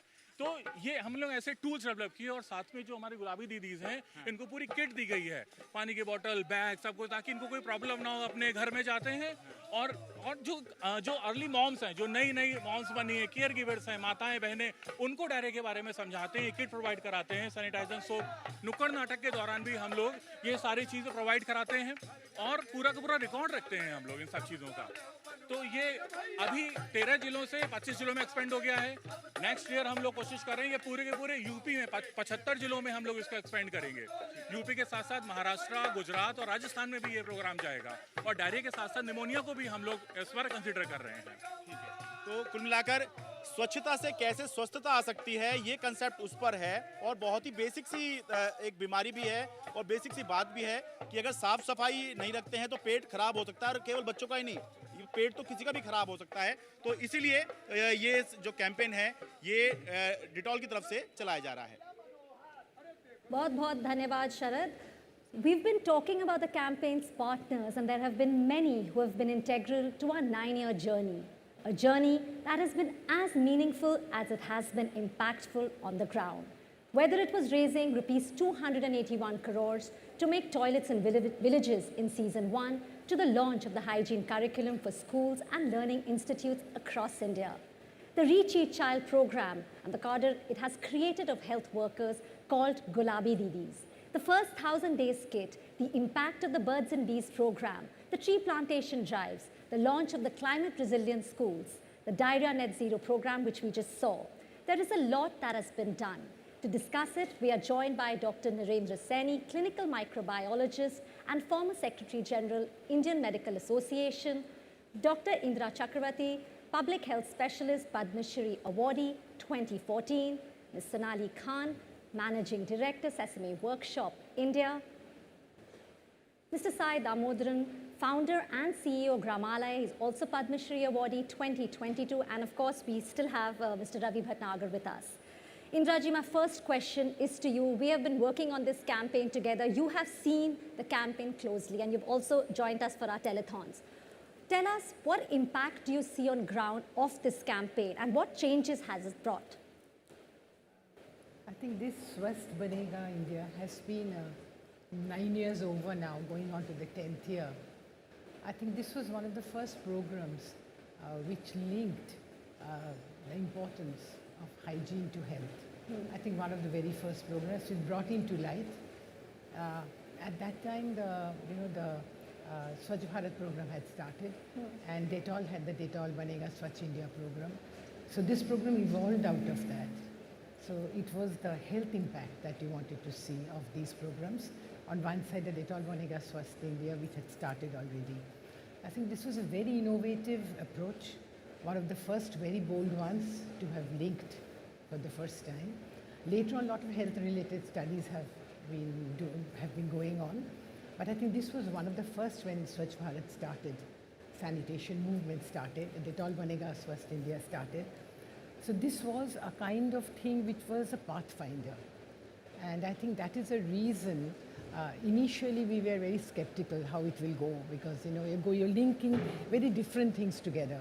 Hygiene on one side, diarrhea on the other side, various health impacts that are coming in, water safety, food safety, hygiene, all linked together. So this was a remarkable journey, to be very often, a remarkable journey. Reckitt was bold enough to start the whole thing. And today when you look back, you find how wonderful an initiative it was. What a wonderful journey it has been, where we have been taken through this journey. Now I think most of India knows now. You wanted to reach 100 million people, you've reached much more maybe. Now people know very well that these programs, now Jal Jeevan Mission came on after that. So I think it is very, very innovative that this was done 10 years back. when you didn't know where it's going to go. And you find that these programs Reckitt took on, and now you know how important these are to health, to public health. As a public health specialist, I feel this was kind of a dream come true for many of us. We've been thinking of that, how to link environment to health, somebody coming up boldly and taking up in a public forum. I think these telethons took it to the public forum. And now across the nation, across all levels of the society, right from the top to the bottom, people know about it. People know that these things that you're doing, see the pictures that you're cleaning. And I think Mr. Gaurav Jain in the morning very clearly said that it put together in a basket all partners, all kinds of partners from top to bottom. I mean, I'm not mentioning separately, but everybody was involved, everybody was motivated, everybody took part. And I think these telethons have been a remarkable sort of step forward to have been starting all this, and today reaching where we are. And on this 10th year, I feel very proud, very honored, very happy, very wonderful to have been involved with it. And I think it was a great thing that was done. Ravi has been holding hand right from the beginning. So it was, I would say, a wonderful journey personally for me as well. Thank you so much for being a part of it. Right? Yeah, of course. You know what? It's such an enlightening experience for me, being part of this telethon. And I have really noticed in the past 2 years, 3 years, during the COVID, the world was ever evolving, it was changing, and it was bound to change, but the change really hastened and it quickened. And Dr. Seni, my question is for you. That, you know, post-COVID, there's definitely more awareness about hygiene, but there are a lot of challenges which still persist. And how can we collaborate, like this campaign can collaborate with healthcare professionals and doctors, and what will this collaboration will mean to us? How can we take this forward? Uska fayda kya hoga? Ayushmann, you are very right question. Awareness, there is a two aspect of learning. One is awareness, and Gaurav ji also touched upon that, behavior change. We have created awareness, but there need to be a behavior change in people, and it takes time. I tell you my experience, I have seen now कि धीरे-धीरे करके लोग भूलते जा रहे हैं. Hand hygiene is a simple thing, but people are forgetting because COVID over, as if every disease is over. Disease कहीं नहीं है, हमारे पास में, हमारे साथ में है, क्योंकि यहाँ इंडिया में तो infectious diseases are most common thing which we have seen. Diabetes, hypertension are there, but common diseases जो है अभी भी infectious disease हैं. And only prevention is the cure. यदि हम prevent कर लेंगे, like I think you said now, what is the role of other? As a professional, medical professional, my role is to cure because मेरे पास time ही नहीं होता कुछ और बताने के लिए. I can't tell them what is the role of hand hygiene, what is the role of hygiene in food, what is the role of hygiene in water, all these things, and what is the role of sanitation. All these things are together complete the health system. उस health system में medical professional is one part only, that is curative. But people like you have seen during COVID, media has done a lot of things. A film industry has done. We are really indebted to all of you because you people are influencer. You change the behavior of people. So everybody is required. We are really thankful to Reckitt for coming out with such a program because these are the changes which make the society to think about कि हमें अपने system में लाना है. We have to imbibe all those things so that I don't get a disease. हम क्या है? अभी system हमारा क्या है? कि हम क्योरिटी पे जाते हैं कि हम बीमार हुए तो इस अच्छे डॉक्टर के पास जाएंगे, इस डॉक्टर के पास से क्योर हो जाएंगे. But the more important thing is कि मेरे को बीमारी ही ना हो. At least infectious diseases are all preventable diseases. यदि हम इसको तरफ ध्यान देंगे और जिसमें रोल डॉक्टर्स के अलावा आप जो सारे लोग यहाँ बैठे हैं और जो मेरे सामने बैठे हैं, they have a important role to play if we want healthy India. और ये बहुत अच्छा प्रोग्राम है स्वच्छ भारत. हाइजीन को कई बारी ना हम सिर्फ ये ले लेते हैं कि सफाई होगी. हाइजीन इज इंक्लूडिंग कि प्रिवेंटिंग डिजीज. साफ है, can this prevent me a disease और नॉट. तो वो भी एक रोल प्ले करता है कि हमें prevention of the disease which is the meaning of hygiene, not merely cleanliness. So है हमें देखना है. अब हमने जब कोविड में किया, so because of all of you I think we are really proud Indians कि हमने छोटे समय में इतनी सारी पॉपुलेशन को कवर कर दिया. But this need to be consistent. आप सब लोगों का सबका साथ ये लगा रहना चाहिए. Only then we can say which our prime minister है ऑल्सो ए ड्रीम कि we should be disease free India. That is only possible. ये जो बात डॉक्टर सैनी कह रहे हैं, मैं सोनाली जी आपसे पूछना चाहता हूँ, क्योंकि he mentioned an important word called communication. Of course, we can be carriers of that message, but how does that communication become future ready to convince youngsters? And when I mean young, I mean catching them really young. What has your experience been with the Sesame workshop? This is actually, I think, the most critical question in this whole program, because you're talking about the next generation. Yeah. So we are all pretty gray-haired and, lived our lives, Not sometimes Ayushmann. learn good habits and then trying to also learn bad habits and then unlearn them. Yeah. And I think the unlearning part is the most difficult. So with that, I want to actually come to the real moot point that let's teach them right from go. I think that's the first message to give. I think when the Honorable President spoke in the morning, I think she took up the issue of Mahatma Ji emphasizing educating young children. And I think that sort of set the tonality for this morning, that for the future, we need to really not only understand that children are recipients of communication, and here I want to sort of add another point, they can be change actors. I think that is the most significant point. When we talked about ban on firecrackers, no plastic, who made that change happen? Young kids, yeah? So when you're talking about hand wash, remember that little kid, if you once embed that good habit, that child will remind adults to wash their hands as well. It's really critical to note that. And as Sesame, we work with little children. Brain development happens the fastest in the first 5 years of a child's life. Hygiene is the most critical, and we forget to teach children hygiene in those years. Correct. We just sort of pull the flush for them. The mother washes the hand for the child. We like to do things for our children. What about teaching children to be independent, to do what they can? And it's a very simple thing to wash hands. It's not very difficult. Yeah, to pull the flush is even simpler. So why don't we teach children to do it themselves? They learn, and then that'll become a habit for life. So to your point, it's actually not a very complicated communication strategy. It's actually probably the simplest thing. To teach children a good habit. Simple things are often the most difficult to do also. To attain simplicity, you've got to work really hard. Of course. To make a mess of things, that is very easy. Thank you very much. Please हमारे साथ बने रहिए, क्योंकि इस वक्त हमारे साथ जुड़ गए हैं उत्तर प्रदेश के डिप्टी चीफ मिनिस्टर और minister of medical health Brajesh Pathak ji. Brajesh ji, बहुत बहुत स्वागत आपका एनडीटीवी के धन्यवाद जी. एनडीटीवी के इस कार्यक्रम में आपका बहुत स्वागत. अभी थोड़ी देर पहले हम वाराणसी की एक रिपोर्ट देख रहे थे, जिसमें डायरिया को लेकर के किस तरीके से इनिशिएटिव्स प्राइवेट सेक्टर में भी हो रहे हैं. मैं मानता हूं सरकार भी इसको लेकर के कर रही होगी, क्योंकि उत्तर प्रदेश में ये हमेशा से ही एक चुनौती रही है. रेस्पिरेटरी इन्फेक्शन हो, ट्यूबरकुलोसिस हो, इसको लेकर के आपकी सरकार ने क्या मुहिम छेड़ी है, इस दिशा में आप क्या काम कर रहे हैं? देखिए, जो हमारी चीज है, जो मच्छर जनित लगती हैं या वायरल डिजीज है, चलाते हैं वर्ष में 3 बार. और मुझे इस बात की प्रसन्नता है कि इंसेफ्लाइटिस को उत्तर प्रदेश से पूरी लगभग हमने, आज हमारे पास एक भी डेथ इंसेफ्लाइटिस की नहीं. जानते हैं कि डायग्नोज ही नहीं हो पाई थी बीमारी कौन सी है.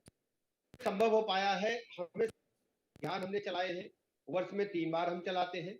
आज साफ पानी, गंदा पानी हमारे पास जमा हो, मच्छर पनपते हैं और मच्छर पनपने की वजह पनपती हैं. जहां तक सवाल है, लगातार स्वच्छता आते हैं और लोगों को आगाह करते हैं, बच्चों को स्वच्छ वातावरण प्रदान करें. उनके मुंह में वो जब के बाद चलते हैं, कोई गंदगी का तो डायरिया हो, तो पेयजल भी लगातार उपलब्ध कराते रहे. हमारी सरकार कैंप लगाकर के दिशा में काम कर रही है. आती है कि हमने जो स्वास्थ्य सेवाओं का विस्तार, हमने 5,000 की आबादी पर है, 21,000 के लगभग हमारे पास हेल्थ एंड वेलनेस सेंटर, जो हमारे हेल्थ है, सभी सेंटर्स पर हमने CHOs की नियुक्ति, वहां पर पैथोलॉजी का भी है.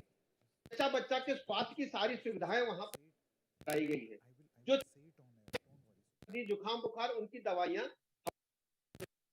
वहां पर उपलब्ध रहती हैं। अगर आप इसके मुझे अलावा इजाज़त दें, ब्रजेश जी, मैं संकेत बोल रहा हूँ, अगर आप इजाज़त दें, आपके ऑडियो में थोड़ा सा प्रॉब्लम आ रही है, बस 2 मिनट में इसको ठीक करके वापस आप तक आते हैं, क्योंकि जो संदेश आप देना चाह रहे हैं वो बहुत ज़रूरी है। ये जानना ज़रूरी है कि Uttar Pradesh, most popular state of this country, how is it dealing with its very big health challenges.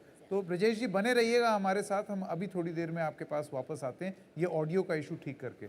Ayushman कुछ पूछना चाहते हैं? Of course, I'll ask my question to Mr. Sai Damodaran. Mr. Damodaran, welcome to the show. And I'm closely related to art and music since childhood, and I really believe that children are deeply affected by art and music. And of course, it's the way or a tool to bring about that change among the young minds. So, what do you think that change is possible through street theatre, and what's your take on it? In fact, under DBSA program, under school hygiene education program, we are using different tools, art and culture, in educating the children on hygiene messages.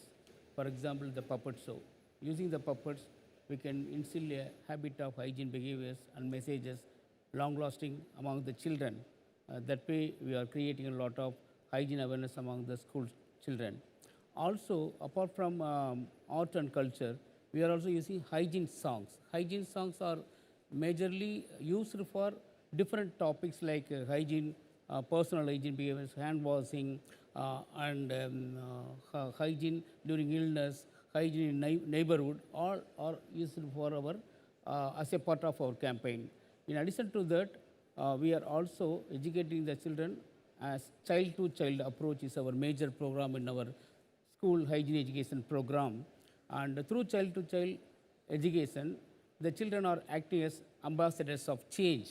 They transform the information to other kids, also in their home to their parents, from their parents to the community level.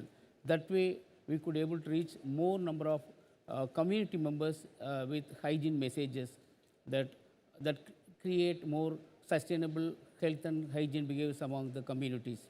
In addition to that, personally, I wrote 14 hygiene songs, which are on different topics, right from personal hygiene, then kitchen garden in the schools, kitchen garden in the homes, then from morning to evening, what are the hygiene habits. All hygiene songs are specially created, and within a day, I wrote all these 14 songs for the kids. About 20 years ago, which was published by the district collector of Tiruchirappalli city in Tamil Nadu. That way, we are working among the children. Apart from that, the different tools and IEC equipments we are using under DBSA program, like the puzzle game, then the soap making. I would like to tell about more about the soap making. By making the children to involve in soap making, the children learn the habit of how to make a soap and for what purpose the soap is being used during crucial hours of hand washing. That is another important DBSA program is the soap bank. The soap bank inculcates among the children the habit of giving to others in donating on their birthdays to the soap bank. For example, in Tamil Nadu, one of the teachers, after seeing the children's soap bank and donation to the soap bank, the soaps, the teacher gave 82 soaps for all the 82 kids in the classroom. So that's a very good that thing. kind of I think it's a great thing that you've donation soap and bank giving कभी सुना नहीं है culture पहले. created among them. Yeah. So Ravi, my question is to you. 70%, 70% Bharat छोटे शहरों में बसता है. अगर हम यहाँ पर पढ़े लिखे लोग, अवेयर लोग बैठकर बातें करें स्टूडियो में, उसको कुछ फ़ायदा नहीं होने वाला. Till the time we go back to the grassroots level and disseminate information about, the hygiene consciousness. तो आप उस लेवल पे क्या कर रहे हैं? Hygiene consciousness कैसे disseminate कर रहे हैं? And what's the future? Thank you so much, Ayushmann, for asking this question. This has been one of the very longest journey for me, working on a program since last 9 seasons. And we took some baby steps when we started by going to some 4,000 schools, and now taking the program to around 9 lakh schools, which means around 30 million school kids. Our leadership invests very heavily to make sure the program leaves no one behind. And today, the program is also going to witness something very interesting. We have 7 borders of India with the 7 countries. You're going to see like how the hygiene program, what we have curated, has reached even to the last village in Arunachal, to the last village which is actually bordering to Pakistan, to last village which is bordering to Myanmar. We have kids coming all the way from Leh, Ladakh, whom you are going to see today. And you will also be seeing a lot of work which is very culturally adaptive in terms of like, you may have heard about the langas, which is a song genre in Rajasthan. So we have Rais Khan, we did a Rais Khan project with him, and it's on Spotify. And in all the schools across Rajasthan, all the public schools, private schools, that song is played on the very, very regular intervals. It's a part of the Smart Schools program and Atal, school program. In the similar way, in the states like Tamil Nadu and Pondicherry, we launched our song album with NDTV and with Hindu 6-7 months back. It's a part of the Smart School program across Pondicherry and Tamil Nadu. My good friend Sai Damodranji, he recently met the governor of Pondicherry.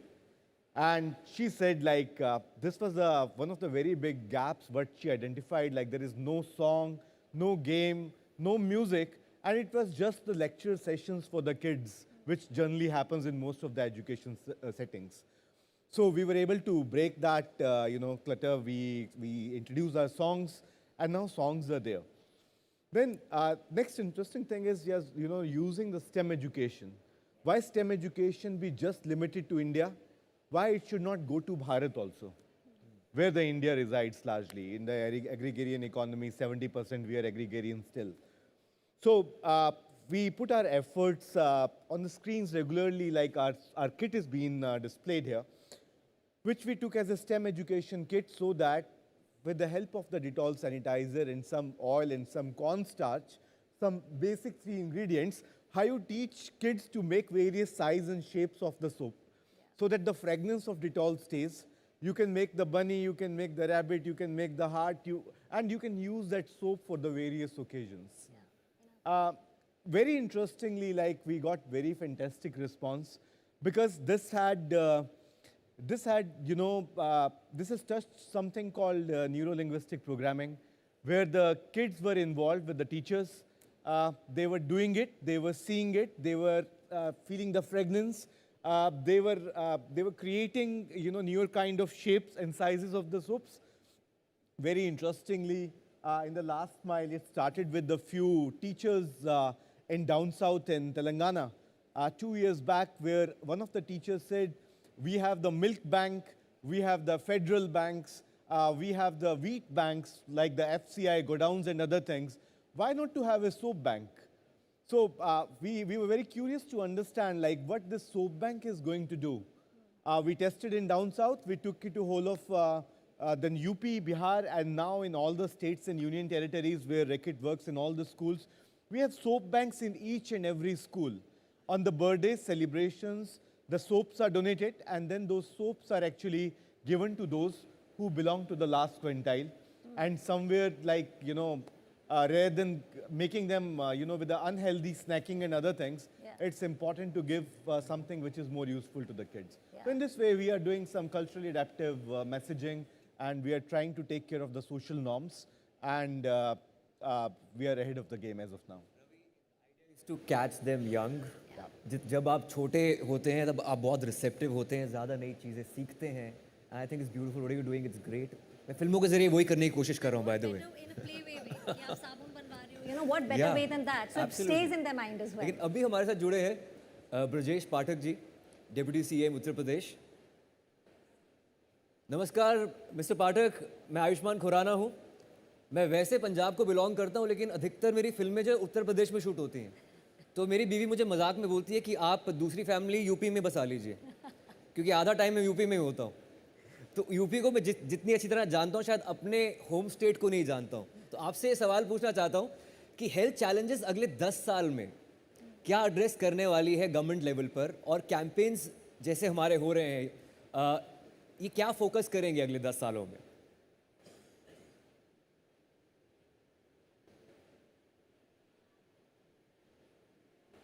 I think उनको भी सुन नहीं पा रहे हैं हम। Okay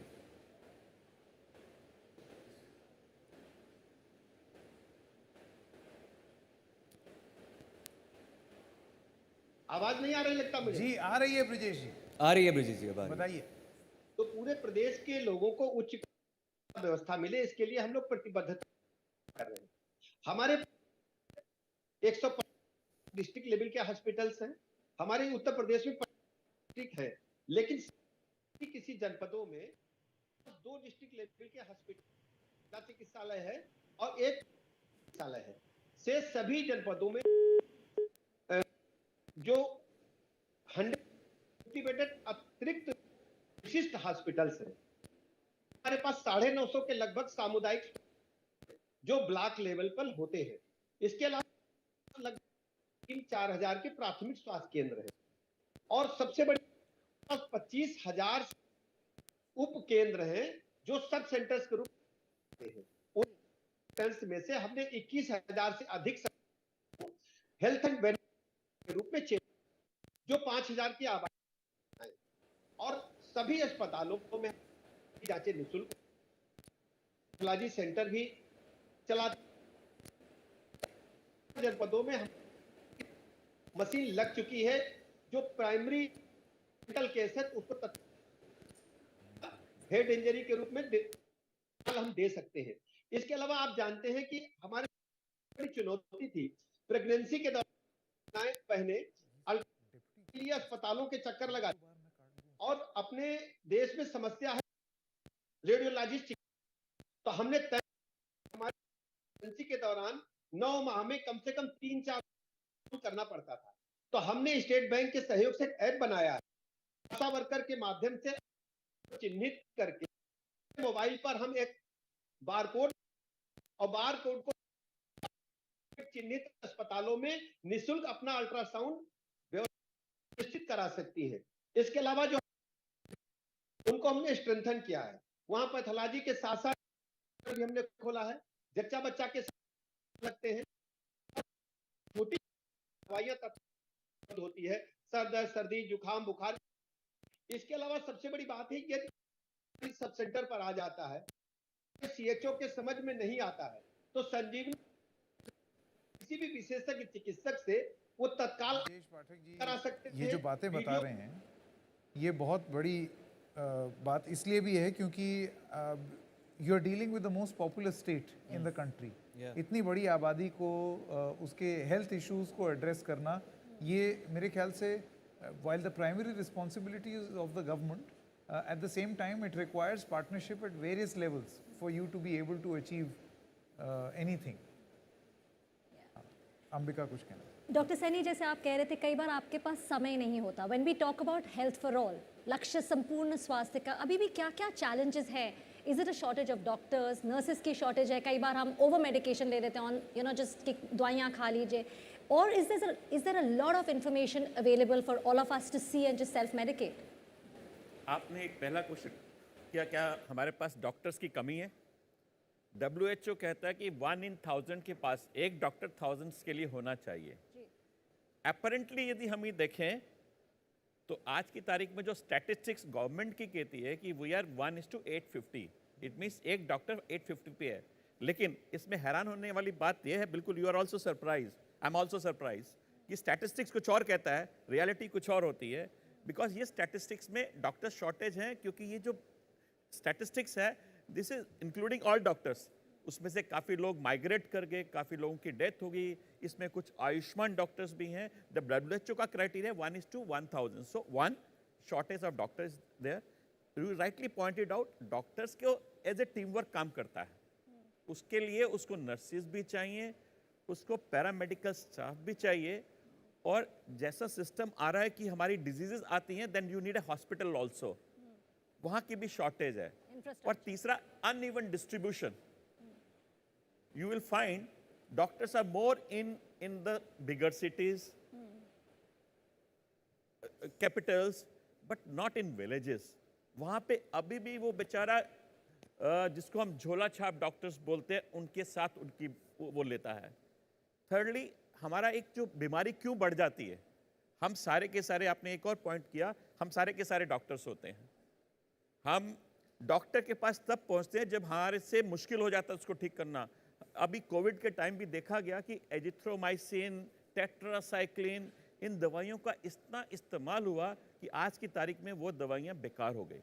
तो आपके through message देना चाहूँगा कि आप अपने आप दवाइयाँ नहीं खाइए, कम से कम एंटीबायोटिक नहीं खाइए, और अपने आप को डॉक्टर मत समझिए। जब ज़रूरत हो तो एक प्रोफेशनल की हेल्प लीजिए।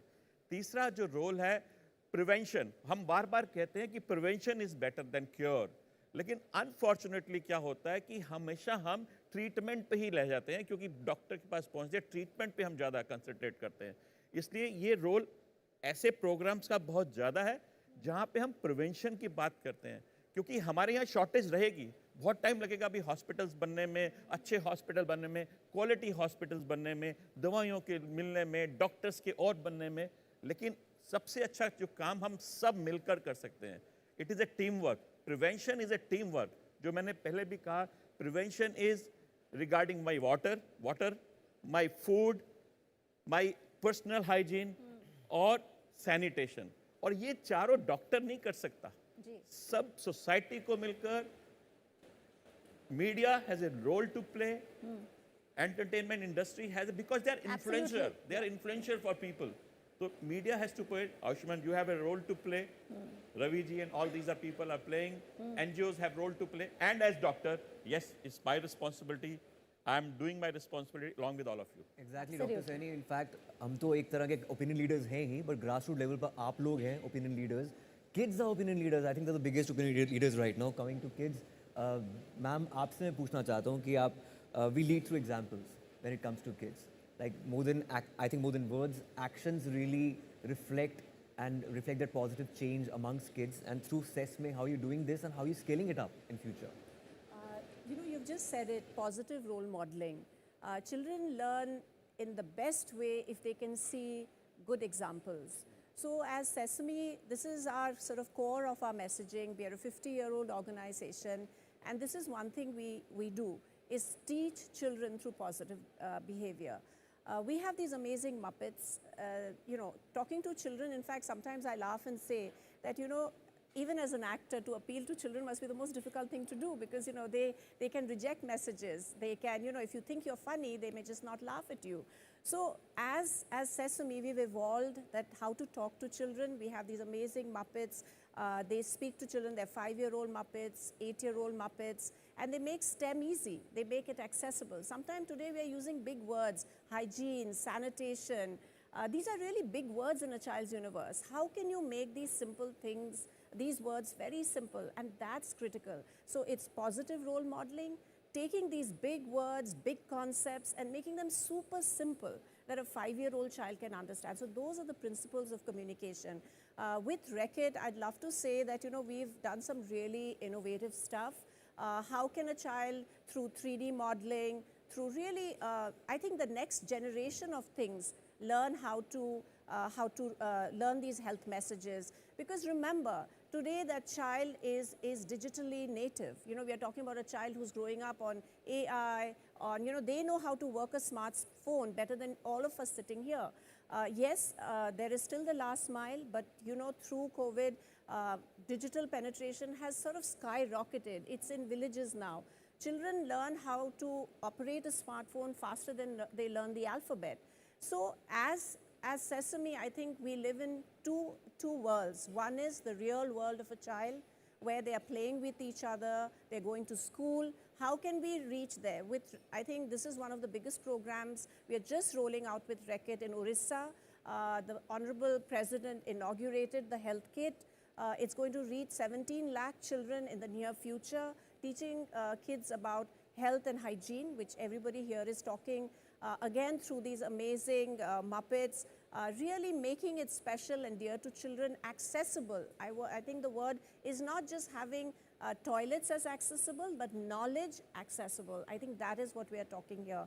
And the last thing I'd really like to say about positive role modeling, about simplification of messages, is using the digital universe. I think gamification, playing through, through the information. In fact, a recent Bharat EdTech report said that children are spending quite a lot of time on digital. They are watching, in fact, anywhere between half to 2 hours. And I think that is a very significant piece of information. The state of Andhra has 85% digital penetration. So when we talk of scale up, I think we have to use every mechanism at hand.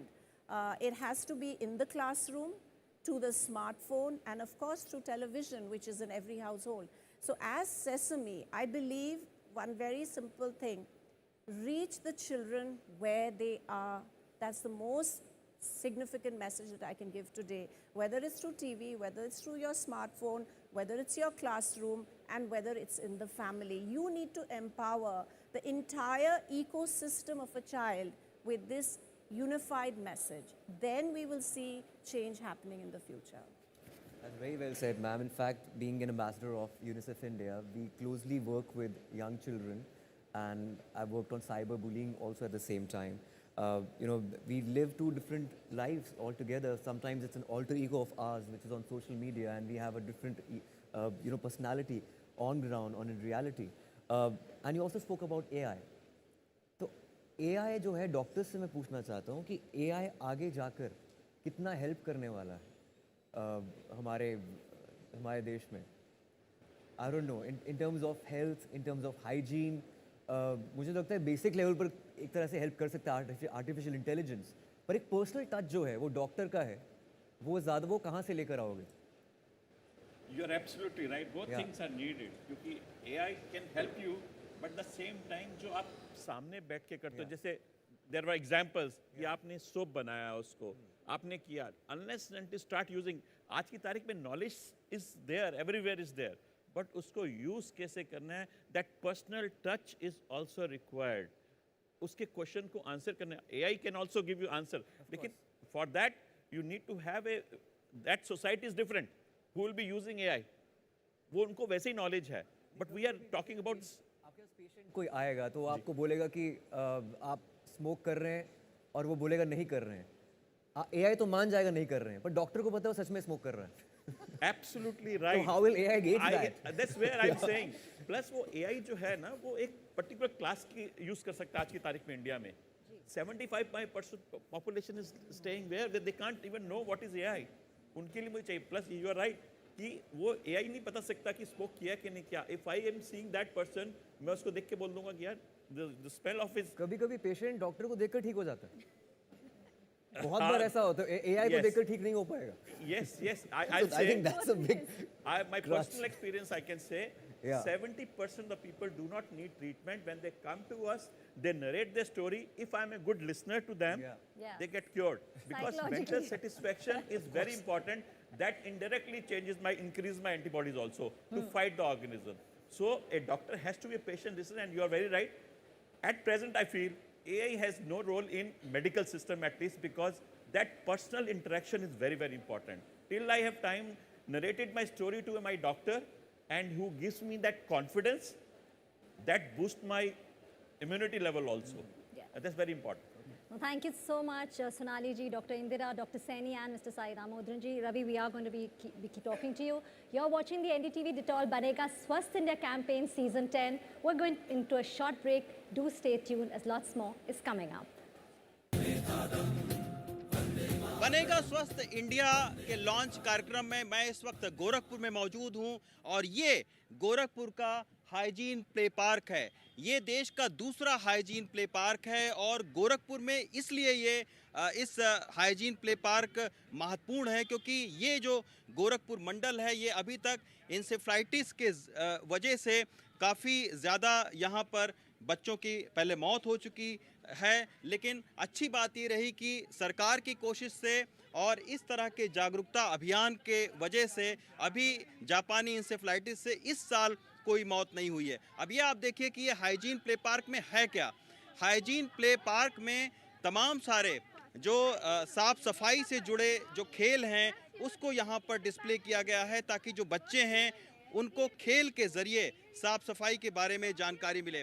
बेटा ये अभी आपने खेला इसको, इसमें क्या बताया गया? जल्दी उठने चाहिए, ब्रश करने चाहिए और हमें बात करनी चाहिए क्लीनली, फिर हमें वॉश करने चाहिए hair, wear clear clothes, wear your slippers, cut your nails and comb our hair. So इससे हम हेल्दी भी रह सकते हैं और हैप्पी भी रह सकते हैं। ये आप देखिए, ये तमाम सारे इस तरीके के जो बच्चे हैं उनके लिए यहाँ पर खेल को बनाया गया है ताकि वो जो हाइजीन है उसके बारे में समझ सके। ये आप देखिए कि यहाँ पर अगर हम इस हाइजीन प्ले पार्क में आगे बढ़ते हैं तो आप यहाँ पर देखिए कि wash hand well after every play, यानी हाथ की साफ सफाई कैसे किया जाए उसके यहाँ पर तरीके बताए गए हैं। तो यहाँ पर बच्चे इस पार्क में खेलें भी और उसके बाद में खेलने के बाद में जो हाथ धुलें की प्रक्रिया है उसको भी इस खेल के बाद में वो समझें। तो इसी के चलते यहाँ पर आप देखिए कि बच्चों को ये भी बताया जा रहा है कि आखिर ये साफ़ सफाई कैसे रखें, हाथ को अच्छे से जो है वो कैसे धुला जाए। तो इस पार्क में और भी तमाम सारे चीज़ें जो है वो बनाई गई हैं। अमित शुक्ला हैं जो कि प्रोजेक्ट मैनेजर हैं। अमित जी, इसके बारे में बताइए हमें कि ये बीए जर्म डिटेक्टिव इसका क्या आखिर काम है, ये बच्चों के लिए कौन कौन से गेम आपने बनाए हैं? एक्चुअली ये जो जर्म डिटेक्टिव है, यहाँ पे ये है कि जब बच्चे पार्क में आते हैं, बहुत सारे जब गेम्स करते हैं, गेम्स के बाद जो उनके जर्म्स आ जाते हैं उनसे कैसे उनको डिटेक्टिव करना है, कैसे उनको बचना है, कैसे जो बहुत सारी जो बीमारियां हैं स्पेशली कोविड के बाद से जो बच्चों में एक डर था कि कैसे हम पार्क या कहीं भी जाते हैं उसके बाद बीमार होने का जो डर था उसको दूर करने के लिए हम लोगों ने इस तरीके से ये पार्क जो बनाया गया है इसमें ये ध्यान रखा गया है जो हमारी व्यक्तिगत साफ सफाई पर्सनल हाइजीन है, जैसे ये साबुन है कि बच्चे यहीं पे गेम करने के बाद जब इधर आएंगे यहाँ से सोप्स लेके हैंड वॉशिंग के लिए जा सकते हैं। यहाँ पे हमने सैनिटाइजर्स रखवाए हैं जिससे वहीं पे बच्चे तुरंत हैंड सैनिटाइज करेंगे। ये हमारे गेम्स हैं, जैसे एक लूडो का गेम है जिसके माध्यम से बच्चे यहाँ पे बैठ के फन करते हैं, एंजॉय करते हैं और सीखते हैं जो 5 सफाई हैं वो कैसे हम उनको। ये आप देखिए कि ये 5 सफाई यहाँ पर जो है घर और स्कूल बाहर की साफ सफाई के बारे में बताया गया है। जैसे आप देखेंगे बच्चे यहाँ पे लूडो के गेम के माध्यम से सीख रहे हैं कि जब जब कहाँ पे जम्स होते हैं, कब कब जम्स होते हैं। अगर सांप ने काटा तो बैड हैबिट्स है, अगर सीढ़ी मिली है तो ये गुड हैबिट्स है। ये सारी चीज़ों के माध्यम से और टॉयलेट की अच्छी और बुरी आदत। इसके अलावा इसमें एक स्टेम एजुकेशन का भी गेम है। ये आप देखिए इस तरीके का जो है वो हाथ धोने के दौरान जो जगह छूट जाते हैं इसमें स्टेम तो ये आप देखिए इस तरीके से हाथ को कैसे अच्छे से साफ करें, इसके भी यहाँ पर प्ले कार्ड को शो किया गया है। तो इस हाइजीन प्ले पार्क ये भारत में दूसरा है और जैसा मैं बता रहा था आपको कि ये चूँकि पूरा जो इलाका है गोरखपुर और बस्ती मंडल वो जापानी इंसेफ्लाइटिस से जूझ रहा है, तो इसके वजह से इस बार सरकार ने भी कोशिश किया है और इस तरीके से जो प्राइवेट पब्लिक पार्टनरशिप है उसके ज़रिए जो है वो पूरे इस अभियान को चलाया गया है। एक दस्तक कार्यक्रम को शुरू किया है उत्तर प्रदेश सरकार ने और उसके ज़रिए जितने भी वेक्टर बॉर्न डिजीज़ है उसको जो है वो नियंत्रित करने की कोशिश है सरकार की। अमित भाई ये बताइए कि ये जो पूर्वांचल का इलाका है साफ़ सफाई के दृष्टिकोण से काफ़ी महत्वपूर्ण इसको है क्योंकि यहाँ पर जापानी इंसेफ्लाइटिस का काफ़ी ज़्यादा ये रहा है, तो इसके ज़रिए बच्चों के अंदर तो ये जी जैसा कि आपने बताया कि ये जो पूरा एरिया है गोरखपुर मंडल इंसेफ्लाइटिस से प्रभावित रहा है, बट अभी लास्ट 2-3 साल में काफ़ी अच्छा इस पे काम हुआ है और ये स्पेशली जो बच्चों के लिए पार्क बनाया गया इन सब चीज़ों को ध्यान में रखा गया है कि बच्चे खेल खेल के माध्यम से कैसे अपनी हाइजीन और सैनिटेशन को मेंटेन करेंगे और बहुत सारी जो बीमारियां हैं जिनको स्पेशली हैंड वॉशिंग के थ्रू हम दूर कर सकते हैं। जैसे कि तो निश्चित तौर पर अब हम ब्रेक लेते हैं, चलते हैं मुंबई स्टूडियो और ब्रेक के बाद में फिर से आपसे मिलते हैं।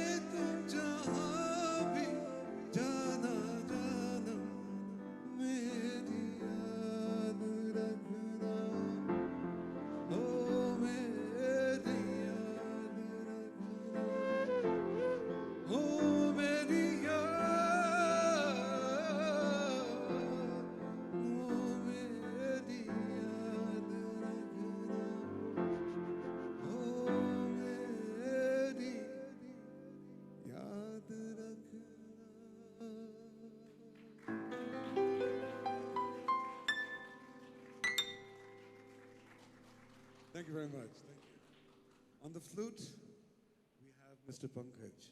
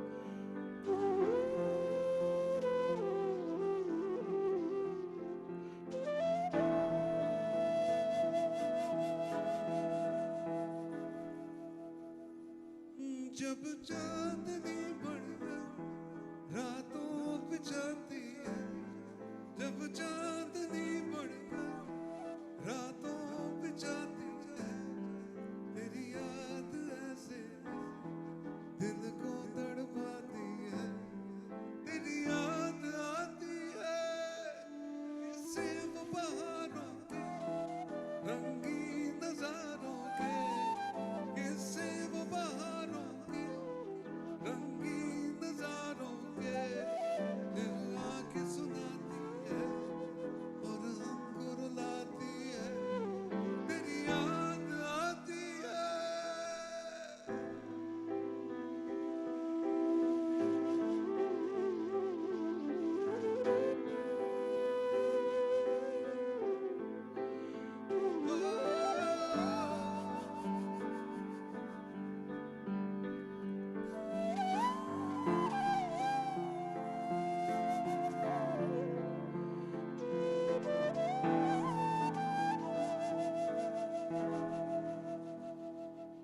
जब याद मिले तुमको हर वक्त रुलाए, हर सांस जुदाई की मुश्किल हो जाए तो फिर भूल के सब बातें मेरे पास आ जाना, और तोड़ के सब नाते नए ख्वाब सजा लेना, फिर लौट के मत जाना।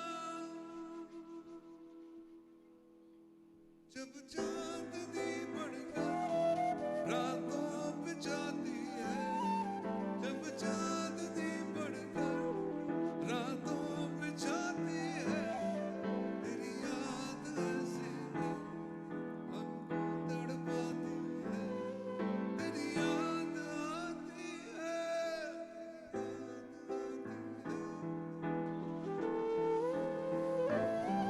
तेरी याद आती है, तेरी याद, तेरी याद, तेरी याद आती है, तेरी याद आती है, तेरी याद आती है।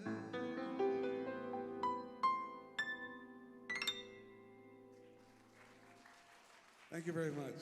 There's too much of reverb now.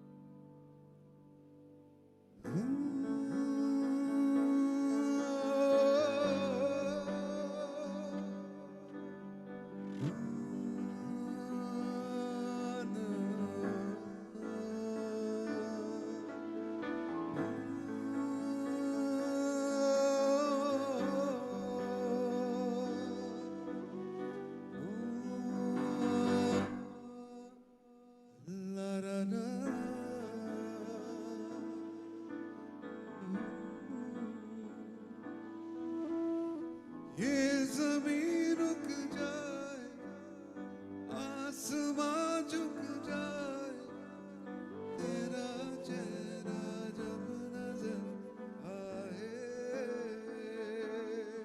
ओ तेरा चेहरा जब नजर आए,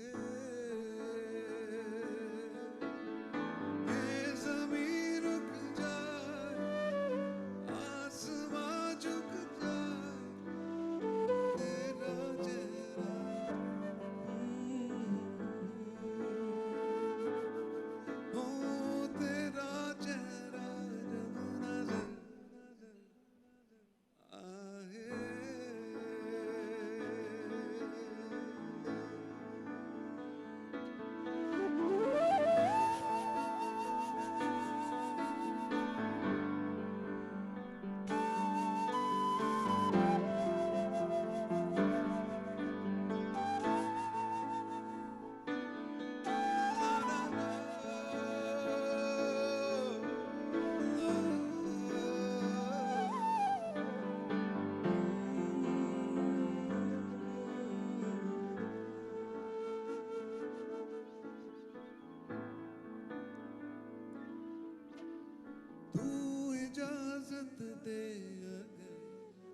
तुझसे थोड़ा प्यार मैं कर लूं, जाने जा, बैठ मेरे सामने, खाली दिल खाली नजर भर लूं, जाने जा, तू खफा हो जाए, रात भी हो जाए, दिन तेरे आंचल में छुप जाए, ये ज़मीं रुक जाए, आसमां झुक जाए, तेरा चेहरा जब नजर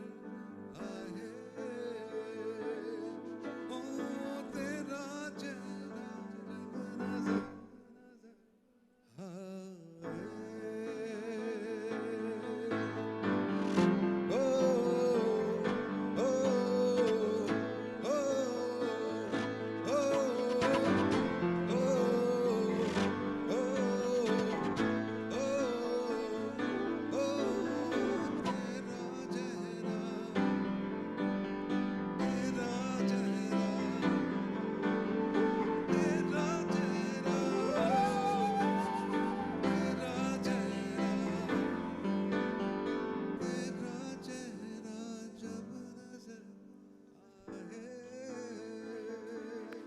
ओ तेरा चेहरा जब नजर जब नजर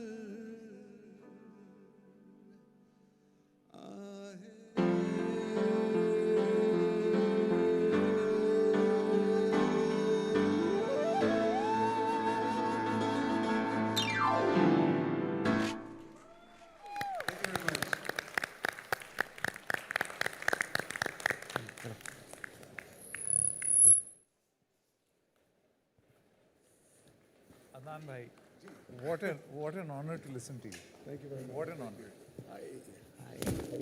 Very good, very good. It's like you took us back many decades ago. Ayushmann was also saying. In fact इनका भी रिसेंटली एक कॉन्सर्ट हुआ था मुंबई में, वहाँ मेरे फ्रेंड्स और फैमिली गए थे. He so phenomenal. It's not about decks, he is timeless.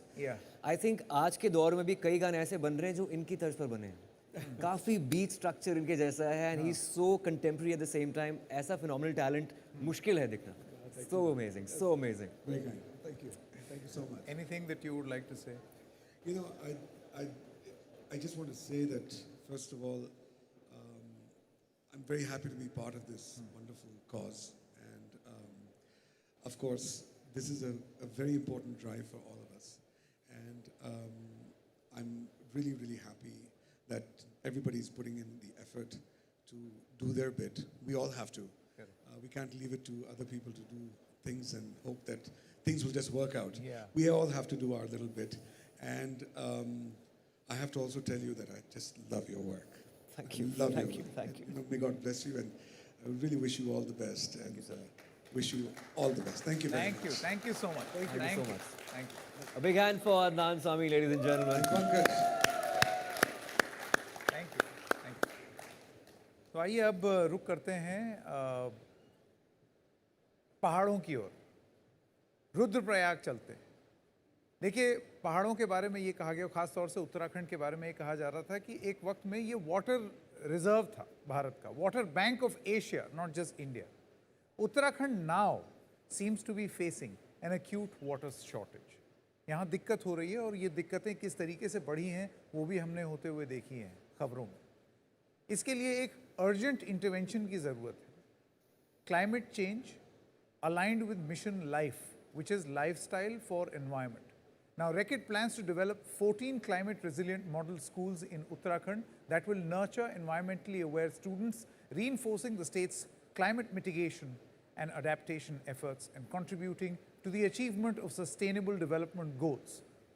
The first such school was set up in June this year in Uttarkashi. Today, we are going across to the second CRI school in Rudraprayag, और हमारे सहयोगी किशोर कुमार रावत वहाँ से हमारे साथ जुड़ गए हैं और ये रिपोर्ट दे रहे हैं. जी किशोर.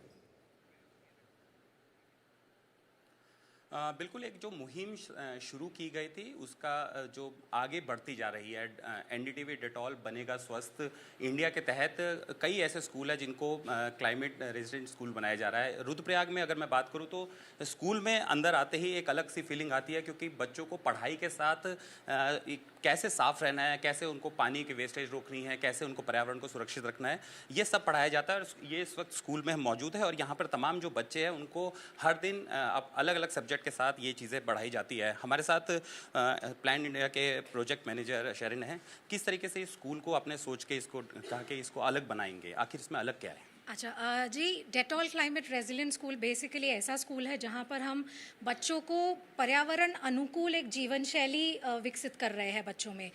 जो हमारे देश द्वारा चलाया जा रहा मिशन लाइफ का कैंपेन है, उसी के प्रिंसिपल्स पे आधारित है ये स्कूल। और जैसा आपने देखा, ये स्कूल फुली सोलर पावर्ड है। हमने सोलर पैनल्स लगाए हैं जिससे ये स्कूल की इलेक्ट्रिसिटी रिक्वायरमेंट्स पूरे सौर ऊर्जा पे निर्भर है अब। और ऐसे हमने एनर्जी एफिशिएंट फैंस और लाइट्स लगाए हैं जिसमें लगभग 80% ऊर्जा जो है एनर्जी है उसका रिडक्शन होगा। हमने ऐसे टैप्स लगाए हैं जिससे लगभग 60 to 70% वाटर वेस्टेज में कमी आएगी। जैसा आप देख रहे हैं, बच्चों के पास यहाँ पे स्टेशनरीज़ है और बैग्स है जो बेसिकली सब रिसाइकल्ड मटेरियल से बना है। और हमने स्कूल में बेसिकली मिशन लाइफ क्लब का गठन किया है, जो जिससे हमारा मेन मकसद है कि हम आने वाले समय में क्लाइमेट एडवोकेट्स या क्लाइमेट वॉरियर्स को तैयार कर पाएँ। हमारे साथ प्रिंसिपल मैम है। मैम, जो सब्जेक्ट आप पढ़ाते हैं उसके साथ और क्या पढ़ाते हैं ताकि बच्चे समाज में एक मैसेज दें, क्योंकि बच्चे अगर स्कूल में आए कुछ चीज़ सीखते हैं तो लंबे टाइम के लिए उनको याद रहती है और वो आदतों में शामिल हो जाती है। बच्चों को हम उनके ये जीवन मूल्य हैं, जो मानवीय मूल्य हैं, उसके बारे में बताते हैं। और जैसे ये पर्यावरण पे बताया, बच्चे पर्यावरण से जुड़े रहें। और इसके अतिरिक्त सुबह आनंदम की कक्षा होती है और ये साफ सफाई कैसे? हाँ, साफ़ सफाई का भी होता है। बच्चे सुबह आकर के साफ़ सफाई करते हैं, गीला कूड़ा अलग रखते हैं, सूखा कूड़ा अलग रखते हैं और प्लास्टिक का जो कचरा होता है उसे एकदम अलग रखा जाता है। और जहाँ पर सार्वजनिक कूड़ादान है वहाँ इसको डाला जाता है। और बच्चे काफ़ी उत्सुक हैं। ये प्लान इंडिया से 3 दिन की हमारी वर्कशॉप हुई, बच्चे तब से काफ़ी उत्साहित हैं। और बच्चों को ये बताया जा रहा है कि आगे का जो जीवन है, हमारा तो जीवन काफ़ी आगे चला गया है, तब वातावरण बहुत शुद्ध था, अब वातावरण में काफ़ी परिवर्तन हो रहा है, प्रदूषण ज़्यादा हो रहा है। तो बच्चों को जो ये रिसाइकिल की वस्तुएं दी गई हैं जिससे कि बच्चे अपने आगामी जीवन में सुचारू रूप से अपना सुनियोजित कार्य कर सकें। अगर उत्तराखंड की बात करो तो उत्तराखंड में बहुत सबसे ज़्यादा बीमारियां जो है वो पेट से संबंधित है, चाहे वो लीवर का है या किडनी का है या फिर अन्य गैस स्ट्रोक की प्रॉब्लम है, सबसे ज़्यादा प्रॉब्लम होती है। बेटे, आप स्कूल में थोड़ा खड़े हो जाएंगे आप स्कूल में क्या मतलब इस तरीके से, जैसे यहाँ पे बड़े अच्छे से स्लोगन लिखे हुए हैं, सूखा कूड़ा गीला कूड़ा अलग रखे, किस तरीके से आपने सीखा है यहाँ पे और क्या क्या पढ़ाया जाता है? आपको पता है कि हाथ धोने हैं और उनको तब खाना खाना है, और आसपास के जो लोगों को, दोस्तों को या परिवार वालों को बताते हैं आप? जी, हमने अपने मम्मी पापा के पास भी बताया। और पहले हमारे घर के आसपास बहुत कचरा होता था, तो हमने फिर जो हमारे जो घर के बड़े हैं, हमने उनको कहा कि गीला कचरा और सूखा कचरे के लिए अलग अलग गड्ढे या डस्टबिन बना सकते हैं, जिससे हमारे आसपास कोई गंदी बदबू ना फैले, जिससे हमें नुकसान हो या हमें बीमारी हो, जिससे कीटाणु ना फैले। इसके लिए हमने अलग अलग कचरे बनाए हैं। तो बहुत सारे यहाँ पे बच्चे। बेटे, आपका नाम क्या है? सुहानी। आपने क्या सीखा है यहाँ पे? जैसे रेन वास्टिंग है, पानी की बचत करनी है, पानी वेस्ट नहीं करना है, हाथ धो के खाना खाना है, क्योंकि बीमारियाँ अक्सर हो जाती है ज़्यादा। सर, हमें हमारी मैम लोगों ने कहा है जो हमारी पुरानी किताबें और कपड़े होते हैं उनको दान करने चाहिए, और गीला कूड़ा और सूखा कूड़ा अलग अलग डस्टबिन में डालने चाहिए। अगर कोई जानवर होगा तो उसको खाएगा तो उसकी तबीयत या उसकी जान भी जा सकती है इसमें। अच्छा, पॉलीथीन बड़ा कहते हैं कि पॉलीथीन नहीं फेंकनी चाहिए क्योंकि पॉलीथीन खराब, पर्यावरण को ख़राब कर रही है, एनवायरनमेंट को खराब, पानी, उसमें भी कुछ किस तरीके से पॉलीथीन को हम नगर पालिका। ठीक, ओके। धन्यवाद। वक्त है एक छोटे से ब्रेक का। ब्रेक के बाद ये चर्चा जारी रहेगी। आप देख रहे हैं एनडीटीवी डिटॉल बनेगा स्वस्थ India season 10।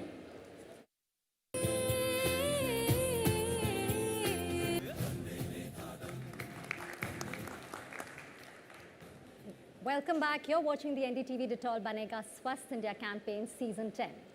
From extreme weather-related disasters to a wider spread of vector-borne diseases such as malaria as well as dengue. Now we're going to be talking about how climate change impacts us and our health in every possible way. And we have with us Rakul, a very good friend of mine, and हमने film की है doctor जी साथ में, बहुत ही amazing film थी।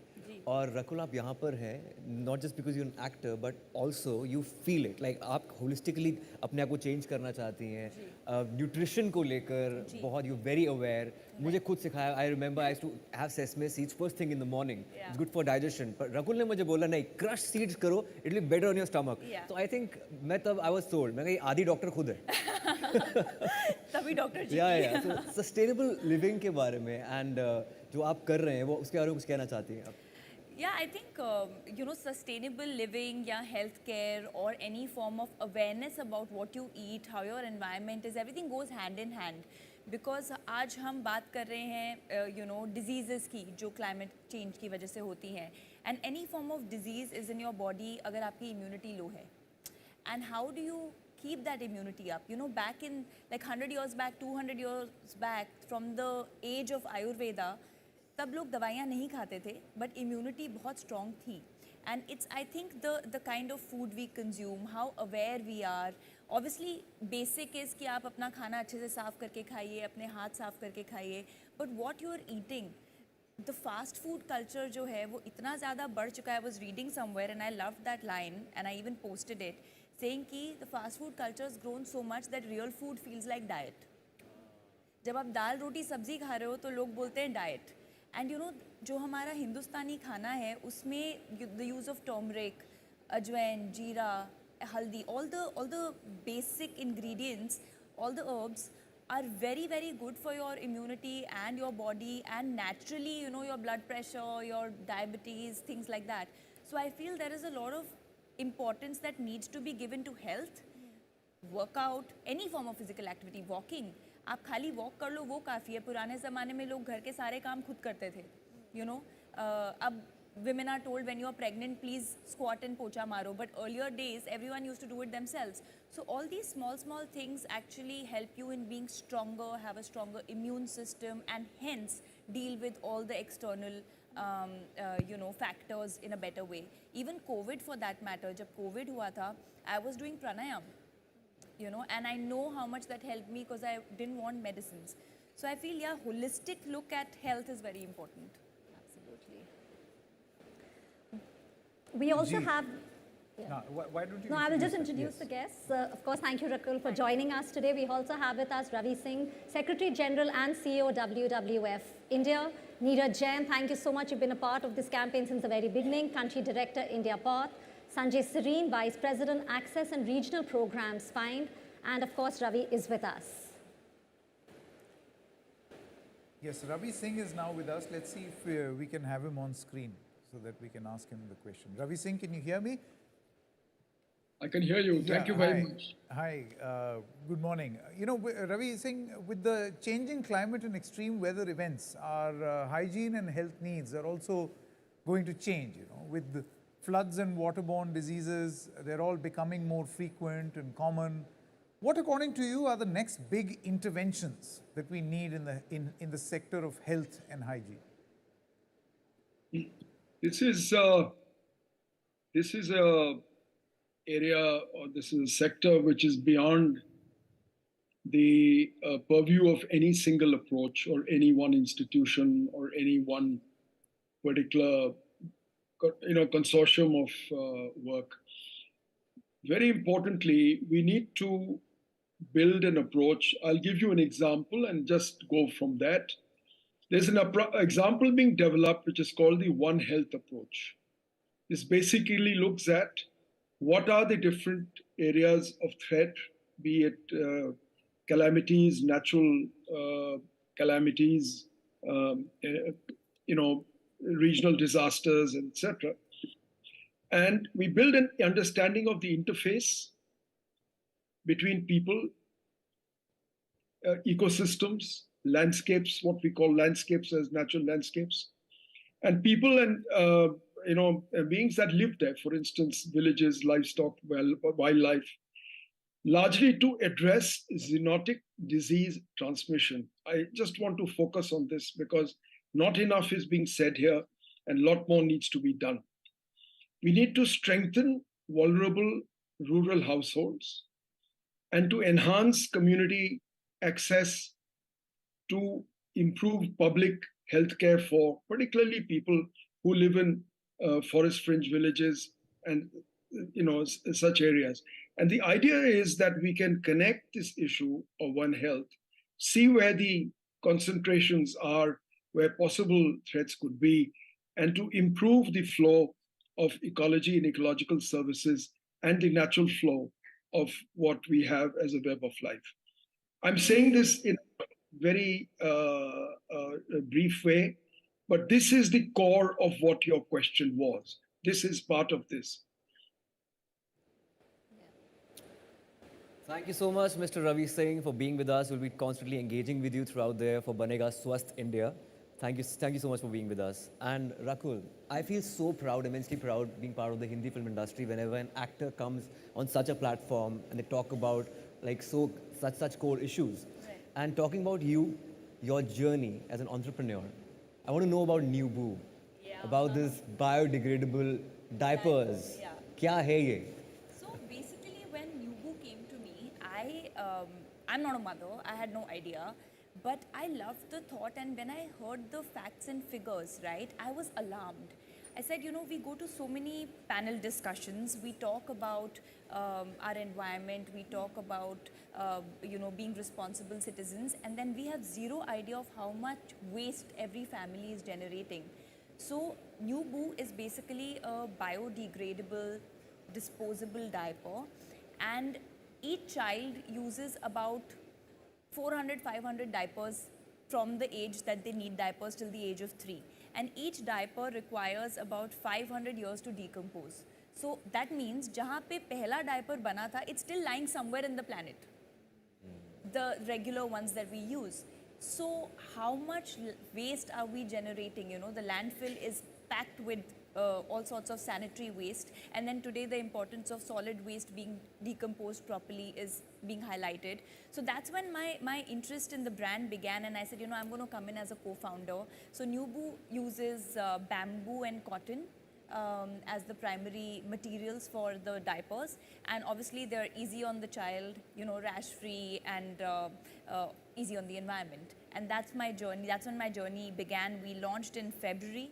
And it's a small attempt to try and, make planet more eco-friendly. It's a very good idea. Not just new boo, old boo bhi hona chahiye for adult diapers. We should do that. But even moving on, even with sanitary napkins, everything. Wet wipes. Because kids are being born every minute. Yeah. Everyone wants a child. Yeah. So for a lot of things, I think these things are moving towards it. Like you said, a small effort, but definitely makes a difference. Rakul, just moving on, because you said about, what we use in our kitchen, the herbs, but just talking about holistic well-being, the way our country also is. You really are into fitness. You speak a lot about fitness. How important is fitness, and how can one ensure, healthy living? And especially if I can ask you that for women as well, because many times we were talking about self-care some time ago, and that's what it was about, that we don't prioritize ourselves. Right. So, fitness is not necessarily just hitting the gym. Fitness is, like you said, holistic. It's finding time for yourself, making sure that you're doing some sort of physical activity. It could be just a walk. It could be just doing some yoga at home. And I hear this many a times where women or people, men also say that we don't find time. But I feel if you can find time to surf on your phone, if you can find time to watch Instagram reels, then you can find time for yourself, because the only place you truly live in is your body, right? This is what is going to be with you and support you as you grow older. It starts from basic, right? The right use of right ingredients. Gut health is being given a lot of importance now. And now even doctors and science has proven that everything, even cancer, is curable with the right gut health. Like everything is curable if you eat with food. The first go-to should not be medicine. Your kitchen is your biggest medicine. So yeah, as a lifestyle, if you adopt it, and then people say, I heard this also many a times, कि यार जिंदगी तो जीनी है ना. So why do you want to live life with medicines? जिंदगी जीने के लिए ही बोल रहे हैं that, you know, adapt better habits. Healthy habits and more healthier preventive habits. rather than curative. Absolutely, and healthy habits are not difficult. A lot of times people think that healthy habits means expensive food, oh, you know, grill this and fancy and gourmet. No, it's your basic khana that Indian diet makes. Your millets, which are the richest source of so many antioxidants and iron and calcium, you know, have been in ages in our country, and rice, roti, dal, sabzi. Stay rooted, go back to grandma's kitchen. You know, they never had these problems. Go back to your grandma's kitchen, eat chutneys. Every region had something specific that was supposed to be immunity boosting. And if you do that and you sleep at the right timings, I think sleep is also very important. When it comes to fitness, we think we're getting those 8 hours, but those 8 hours are from 2 a.m. to 10 a.m. Then that's not how your body works. Absolutely. Thank you so much. See, Ayushmann is fine because he's a night person. I'm a We night had person. this debate while we were shooting that I could not stay up at night and in a night shoot, and he was loving it. I have full energy during night. Night person. I have to change that. But क्या करें? Night shift कभी actor की जिंदगी में होती है तो क्या कर सकते हैं? But रकुल जैसे मैंने बोला कि आधी डॉक्टर खुद बन चुकी है. हाँ, And but throughout डॉक्टर जी, मैं डॉक्टर रकुल बुलाना शुरू कर दिया था मैंने. Yeah, but I can't help it when people are around me to, you know, if I see something not being done right, because I love reading about wellness. So even with sleep, right, if you're sleeping at the right time, your body is such a beautiful machine. It is so beautiful. We are not fully capable of understanding it, that it has a complete system of reversing any form of illness. It cleanses its own system, but you have to give it that sleep so that you enter REM, you are sleeping at a time which is meant for sleeping, the yogi time. You know, of course, we can't wake up at 4 a.m. and sleep at 9 p.m., but at least if 11 to 6 is what you can do, then your body restores itself. I think that's why Ayushmann was addressing Thank you as you, a guys. doctor. Thank you. Thank you so much. Thanks, Shakul, for joining us. And- MBBS without an MBBS. Thank you so much. It's been a pleasure to have you with us. Likewise. Ravi, you know, hygiene is both both first as well as the last defense against diseases due to climate change. While floods do cause vector-borne diseases, they cause waterborne diseases. There's also been a recent study by Yale University that has linked drought to higher diarrhea.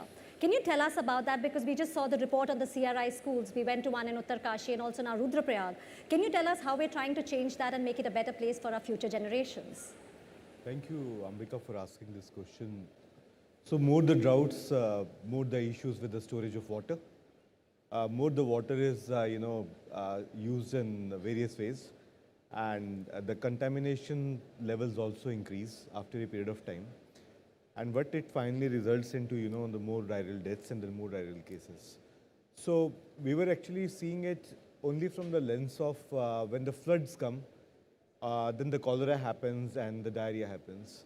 So this is the first time Reckitt invested very heavily in understanding the impact of overall climate, which also included droughts. Like how with the droughts, the diarrheal deaths and other things will also happen more. So there's a lot to learn from the report, and we are in the future years of our programming, we will be having more cases, the case studies, what we have done in that direction. But to start, the first step what we have taken in taking 5 districts in Uttar Pradesh which are drought prone and started working there. And we will be having the body of knowledge which will be coming in the times to come. We will be sharing more on that. Thank you. And now we have Mr. Sanjay Serene on Zoom. Hello, sir. How are you doing? I'm good, Ayushmann, and some trivia. I think I also grew up in Chandigarh like you. Oh, that's amazing. So I wish I could be there in person, but it's such a pleasure to be on this platform with you. So my question to you is, climate change is the next big global threat to human and animal health. Can you talk about a few trends in disease transmission on account of climate change and some strategies for better preparedness to counter this threat? Absolute pleasure to do that. So according to WHO, climate change is actually going to be the single biggest health threat which is facing humanity. Obviously, there are multiple health effects of climate change, ranging from unpredictable patterns of vector-borne disease, as Ambika mentioned, increased death rates on account of pollution, higher incidence of fungal infections, and also increased incidence of non-communicable diseases like cancers. But let's talk a little bit about vector-borne diseases, because I think that's a relatively easily understandable area.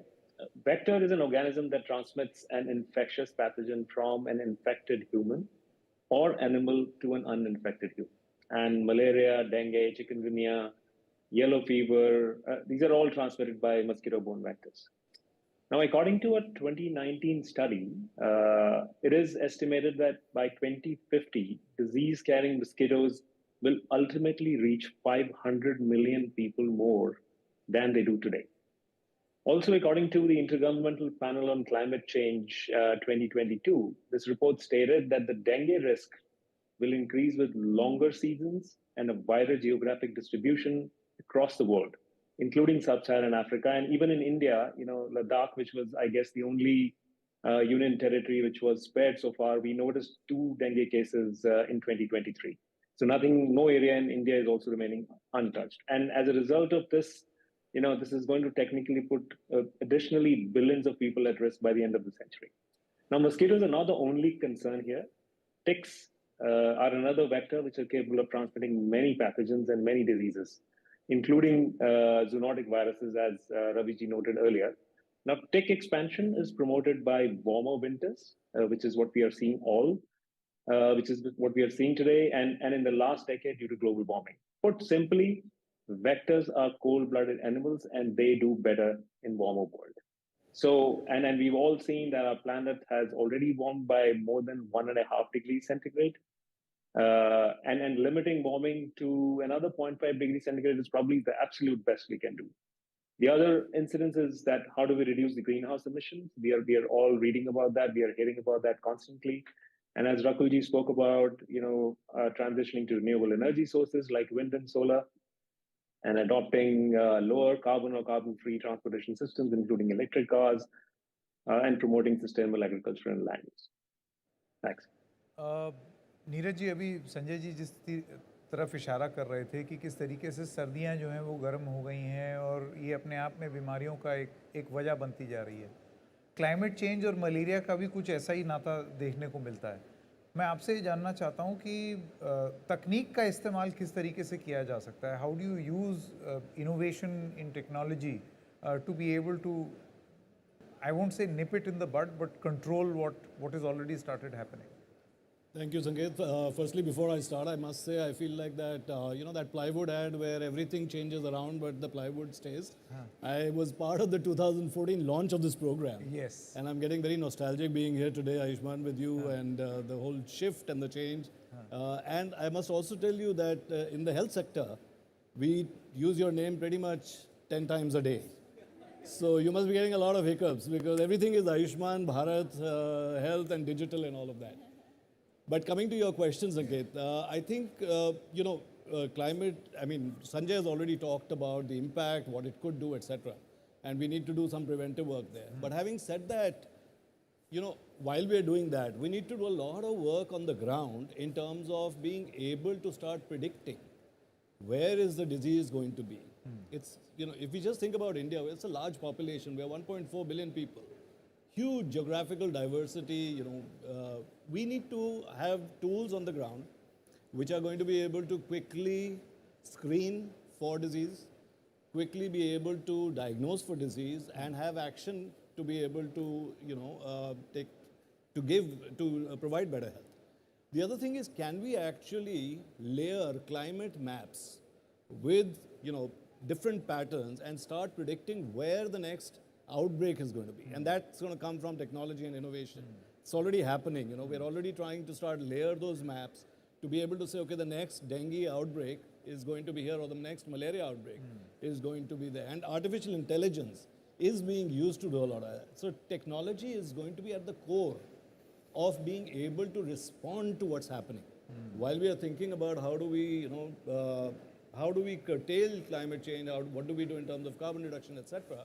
But I think the immediate need for health is going to be able to take these innovations, scale them up. I must say the Indian government, the Ayushmann Bharat Digital Mission is one of the large sort of programs where we have now set up an entire backbone. The government has set up an entire backbone for digital and starting to bring all the information together, create digital IDs, be able to start looking at data from a surveillance perspective. You know, we need to be prepared for the next pandemic. I know we don't want to go there, but we need to still be prepared. I think none of us want to go back there. But it may happen, and I think surveillance is going to be the need of the day.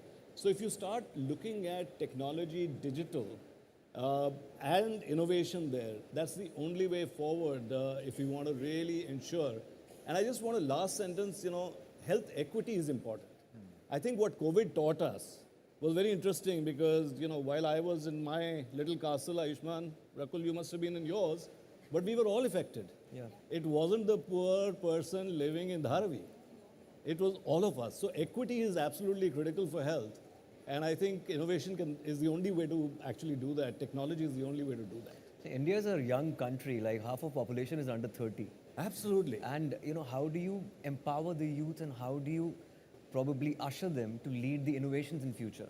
So Ayushmann, I hope I'm not going to be the plywood table in the next round, and I'm hoping that you'll invite some younger people because they are taking it on. If you think about technology and innovation, it's not being led by people of my age. It's probably being led by more people of your age. The younger generation is taking on. We are seeing some great innovations coming out of India, not just for India, but for all low and middle income countries, targeted at the poor. And there is fortune at the bottom of that pyramid. It's not like they're losing money, right? They are. Your idea of the diapers, I love it. I wish I had little kids and I would definitely go out and buy them. Unfortunately, अभी भी कर सकते हो ऐसी बात नहीं. Still young. That's true. That is true.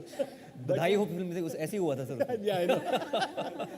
So we even started a program called Yodh, which is Youth Ownership of Digital Health, where we are focusing on young people under 30. You can't be in that group if you're over 30, so I'm not allowed in there. But young people taking over digital health for the country and been very, very successful as we're rolling it out. That's amazing. Thank you, sir. All right. Thank you very much, Rakul, Ravi, Neeraj, Sanjay, as well as Ravi Bhatnagar for joining us in this part of the program. एक छोटे से break के लिए रुक रहे हैं. Break के बाद जब आएंगे तो फिर ये कार्यक्रम अभी लंबा है. कहीं जाइएगा मत. अभी लौटते हैं.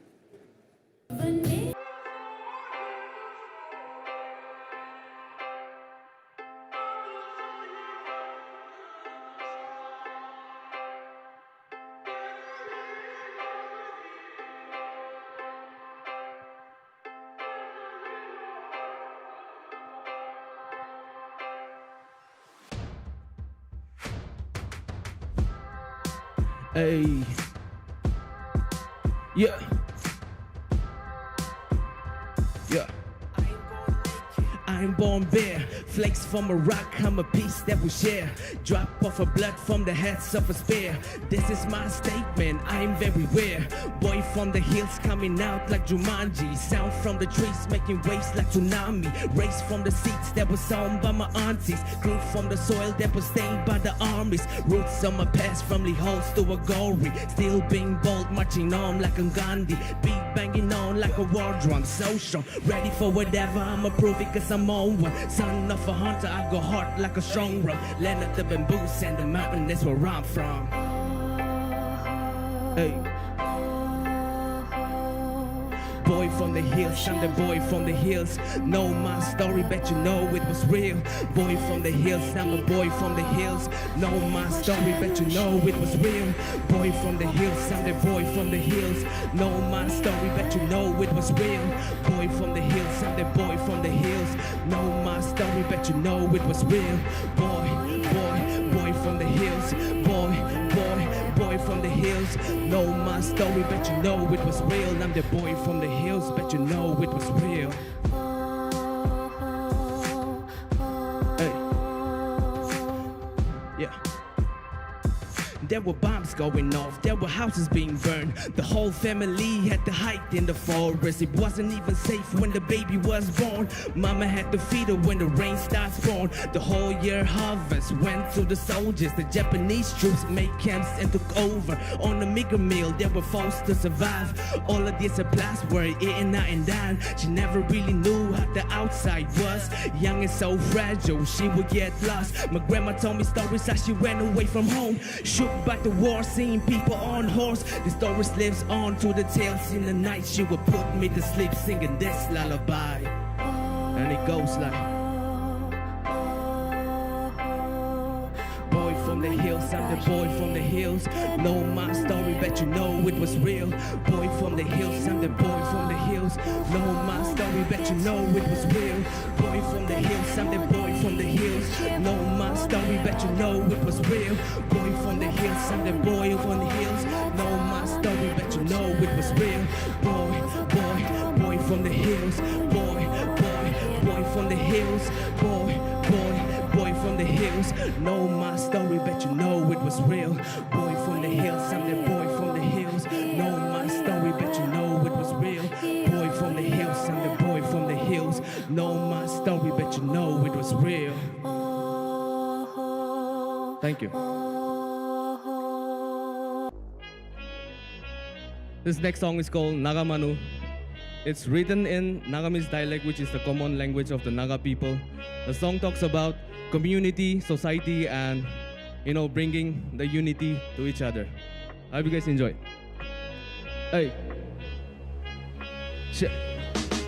Ase ami ekta naga manu chokora di bloko hima down jonom wala jaga amalaga pet para ola bole time te naga manu khuntu bukhikena olai se got gote jai ase sob manu bhai ko kai moi khan laga maiki khange beshi morom koina sai sabji bal khawole mon chokate ahibi khelai dibo apni ke bastinga akhuni sai sabi kun piche para aise sob ke hela bole ma kasam de itu gana huni gena sob manu ahibi dikhai dibo ami khan naga manu ki ase bahar manu ki ko bhi itu moi na jane moi ki khai ta khan lagi jai matha kati kena ahya manu ase de moi khan naga manu khan bi komti no hoi de naga manu hui naga manu hui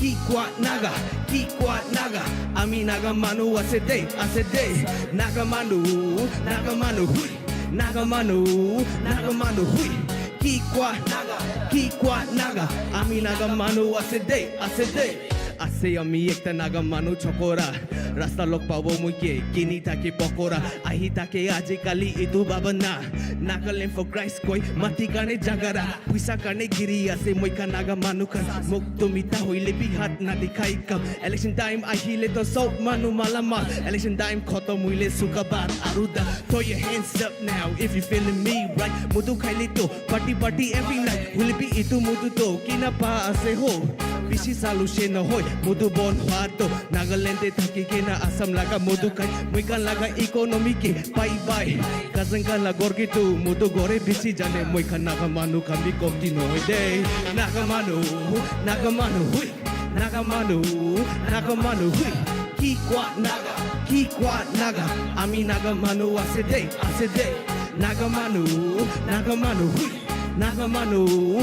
manu hui ki kwa naga ami naga manu ase de muttu rasta jabo kuntu sukku chuttu gormuila kuntu kingfisher lal na green color to bipi na khabo achito asi blue muttu rasta jabo kuntu sukku chuttu gormuila kuntu kingfisher lal na green color to bipi na khabo achito asi blue say naga manu hui naga manu hui ki kwa naga ami naga manu ase de naga manu hui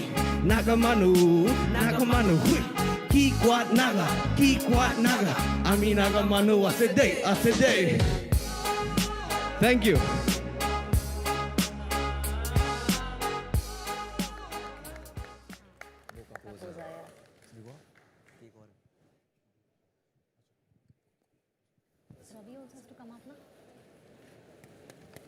Well done, Moka Koza. So good. Yeah. हमारा भी honour है। In fact मैं अनेक film जब shoot की थी तो नागालैंड की लड़की थी एंड्रिया केविचूसा जो मेरे साथ थी, एंड बहुत अच्छा लगा आपको नागामीज में सुन के। नागामीज बहुत हिंदी जैसी है, बहुत हिंदी जैसी साउंड करती है, लाइक जुल्दी जुल्दी रैप कुरी भी। सो आई नो लिटिल नागामीज, एक लाइन मुझे आती है, but well done man. Thank you sir. एक लाइन आती है सर मुझे नागामीज में। And you use your music, you know, to spread the message. Tell us about the Birds and Bees program, how you all use it there. Yes, so actually I'm working on a music album with Birds and Bees Talks right now. So I'm writing on a song titled Consent.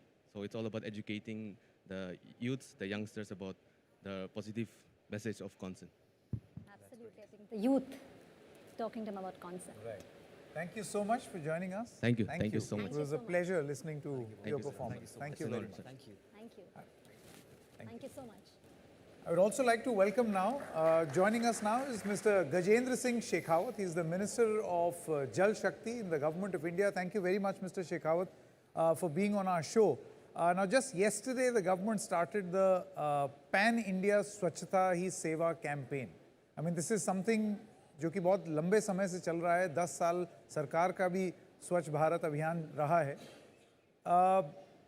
You, the government, the Prime Minister has always maintained कि अगर स्वच्छ हैं तो स्वस्थ हैं। Can you tell us more about the government's plan?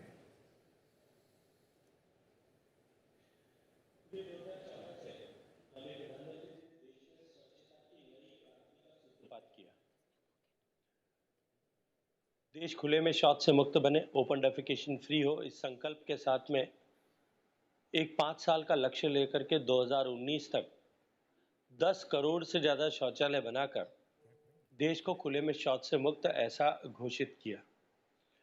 लेकिन उसके बाद भी माननीय प्रधानमंत्री जी ने उस लक्ष्य को प्राप्त करने के बाद कहा कि ये केवल एक पायदान मात्र था, it was just a landing, now will move towards complete sanitation.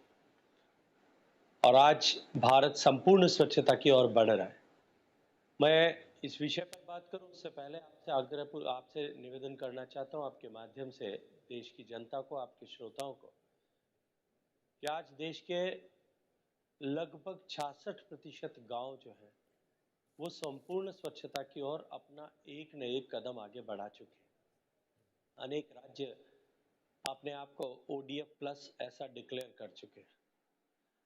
जहां तक स्वच्छता ही सेवा का प्रश्न है, 2017 में माननीय प्रधानमंत्री जी ने देश का आह्वान करते हुए इस पखवाड़े का महात्मा गांधी जी की जन्मतिथि से 15 दिन पूर्व 15 सितंबर से लेकर के 2 अक्टूबर तक हम इस पखवाड़े का आयोजन देश भर में करें और इसे एक जन आंदोलन का स्वरूप दें, इस लक्ष्य के साथ में इस कार्यक्रम को प्रारंभ किया था। तब से निरंतर एक 2020 का कोविड की आपदा का साल छोड़ दें, हर साल स्वच्छता ही सेवा पखवाड़ा देश में मनाया जाता है और उत्तरोत्तर हर साल every year it is progressing.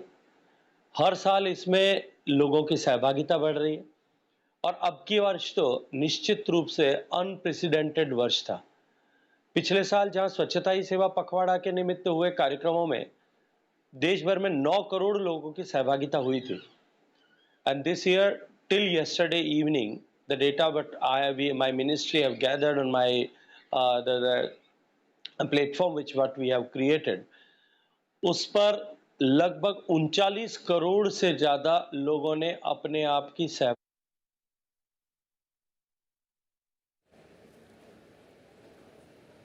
जो एक दिन का आइकॉनिक कार्यक्रम माननीय प्रधानमंत्री जी के आह्वान पर 10 बजे से 11 बजे तक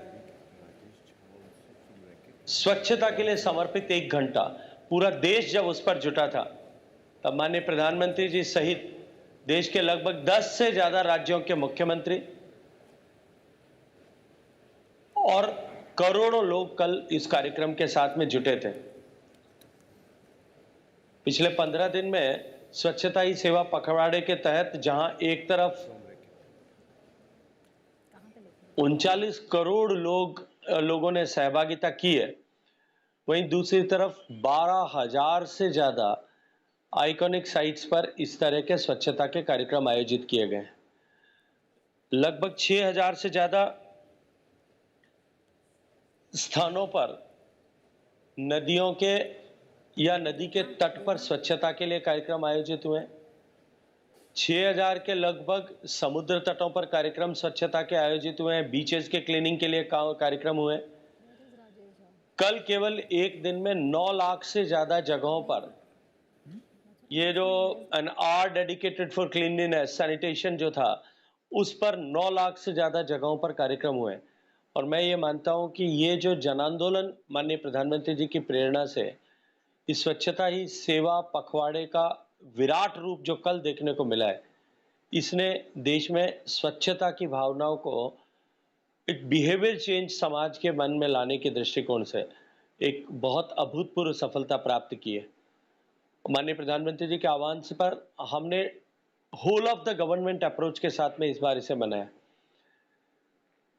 इस कार्यक्रम का सूत्रपात, इसका लॉन्च करते समय में भी मिनिस्ट्री ऑफ रूरल डेवलपमेंट के माननीय मंत्री आदरणीय गिरिराज सिंह जी और urban development minister Hardeep Puri ji दोनों सम्मिलित थे। और इस बार जिस तरह से लगभग देश की सरकार के 70 से ज़्यादा डिपार्टमेंट्स ने इसमें अपनी सहभागिता को सुनिश्चित किया, ये उसी का परिणाम है कि सब जब के मिले जुले प्रयास और समन्वित प्रयास के चलते हुए स्वच्छता ही सेवा पखवाड़ा अभूतपूर्व सफलता को प्राप्त करते हुए पूरे देश को अपने साथ में जोड़ने में सफल रहा है। नमस्कार शेखावत जी, मैं आयुष्मान खुराना हूँ। बहुत सौभाग्य की बात है कि इस वर्ष मैं बनेगा स्वस्थ इंडिया का हिस्सा बना हूँ। और आपसे मेरा प्रश्न ये होगा कि आप बीइंग इंडियाज़ वाटर मिनिस्टर, कई चुनौतियों का सामना करना पड़ा होगा आपको, ensuring that everyone in India should have safe and clean water to drink. तभी मतलब हम उस स्वच्छ और स्वस्थ भारत की तरफ आगे बढ़ेंगे। आप कुछ बता सकते हैं कि इस क्षेत्र में आप क्या कर रहे हैं? देखिए, अगर मैं ग्रामीण भारत के परिप्रेक्ष्य में बात करूं, माननीय प्रधानमंत्री जी ने अपने पिछले कालखंड में 2014 से 19 के बीच में जहां सामान्य मानवीय के जीवन में परिवर्तन लाने के लक्ष्य को लेकर के गरीब को घर मिले, हर घर में बिजली हो, हर घर में गैस का चूल्हा पहुंचे, हर घर में शौचालय बने, हर घर में बैंक का खाता खुले, हर गरीब व्यक्ति को चिकित्सा की सुविधा के लिए आयुष्मान भारत का कार्ड मिले, इस तरह की अनेक योजनाओं को सफलता के साथ में पूरा किया था। उसी क्रम में माननीय प्रधानमंत्री जी ने 2019 में लाल किले के प्राचीर से आह्वान करते हुए कहा कि देश के आज़ादी के 70-71 साल बीत जाने के बाद भी देश में मात्र 16% परिवार ग्रामीण क्षेत्र में ऐसे हैं जिनके घर में नल से पीने का स्वच्छ पानी मिलता है। 19 करोड़ 40 लाख घरों में से केवल 3 करोड़ 23 लाख परिवारों को ये सुविधा प्राप्त थी। और एक संकल्प माननीय प्रधानमंत्री जी ने व्यक्त किया कि हम 2024 के अंत तक देश के हर परिवार तक, हर गांव में, घर तक हम पीने का पानी नल के माध्यम से स्वच्छ पानी उपलब्ध कराएंगे। हम जानते हैं 2 साल बीच में कोविड की आपदा होने के बावजूद भी आज मैं गर्व के साथ में ये बात कह सकता हूं कि जो आंकड़ा हमने 16% से शुरू किया था, वो अब लगभग 68% को छूने वाला है। जो 3 करोड़ 23 लाख घरों तक पीने का पानी पहुंचता था, आज वो आंकड़ा 13 करोड़ 80 लाख को क्रॉस कर चुका है। और इस तरह से देश में पीने का स्वच्छ पानी पहुंचाने, हर घर तक पहुंचाने, हर घर तक नल पहुंचाने और नल से जल पहुंचाने का जो मिशन लेकर के हम माननीय प्रधानमंत्री जी के नेतृत्व में चल रहे हैं, वो निश्चित रूप से सफलता के कीर्तिमान सर्जित कर रहा है। आज गोवा से लेकर के, गुजरात से लेकर के, हरियाणा से लेकर के, तेलंगाना से लेकर के, बिहार से लेकर के, हिमाचल प्रदेश से लेकर के, पंजाब से लेकर के, पुडुचेरी से लेकर के, दादरा नगर हवेली से लेकर के अनेक प्रांत ऐसे हैं जहाँ आज एक भी घर ऐसा नहीं है जिसमें पानी लेने के लिए किसी माँ को घर से बाहर जाना पड़े। और प्रदेशों में एक स्वस्थ प्रतियोगिता का वातावरण इस मिशन को पूरा करने को लेकर के बना है। मुझे पूरा विश्वास है कि 2024 के अंत तक हम हर घर तक पीने का स्वच्छ पानी पहुंचाने में कामयाब होंगे। और जब माननीय प्रधानमंत्री जी ने जल जीवन मिशन की संकल्पना रखी, तब ये स्पष्ट किया था कि ये केवल नल लगाने का इंफ्रास्ट्रक्चर प्रोग्राम नहीं है। ये नल से जल मिले, गुणवत्ता युक्त जल मिले, उचित मात्रा में जल मिले और नियमित निरंतरता के साथ में जल मिले, इसको इंश्योर करने का मिशन है। इसी दृष्टिकोण से हमने जल की गुणवत्ता को लेकर के भी देश में नई क्रांति का सूत्रपात किया है। 2000 से ज़्यादा एक्रेडिटेड लेबोरेटरीज को बनाया और उसके साथ साथ में गुणवत्ता युक्त पेयजल मिले। गांव की महिलाएं अपने हाथ से अपने गांव में डिस्ट्रीब्यूट होने वाले पानी को टेस्ट कर सकें। तो village water and sanitation committee, जिसमें 50% कम से कम महिलाएं होती है, उसकी हर गांव में 5 महिलाओं को ट्रेन करके फील्ड टेस्टिंग किट दिए गए और देश भर में 20 लाख महिलाओं को इसके लिए ट्रेन किया गया।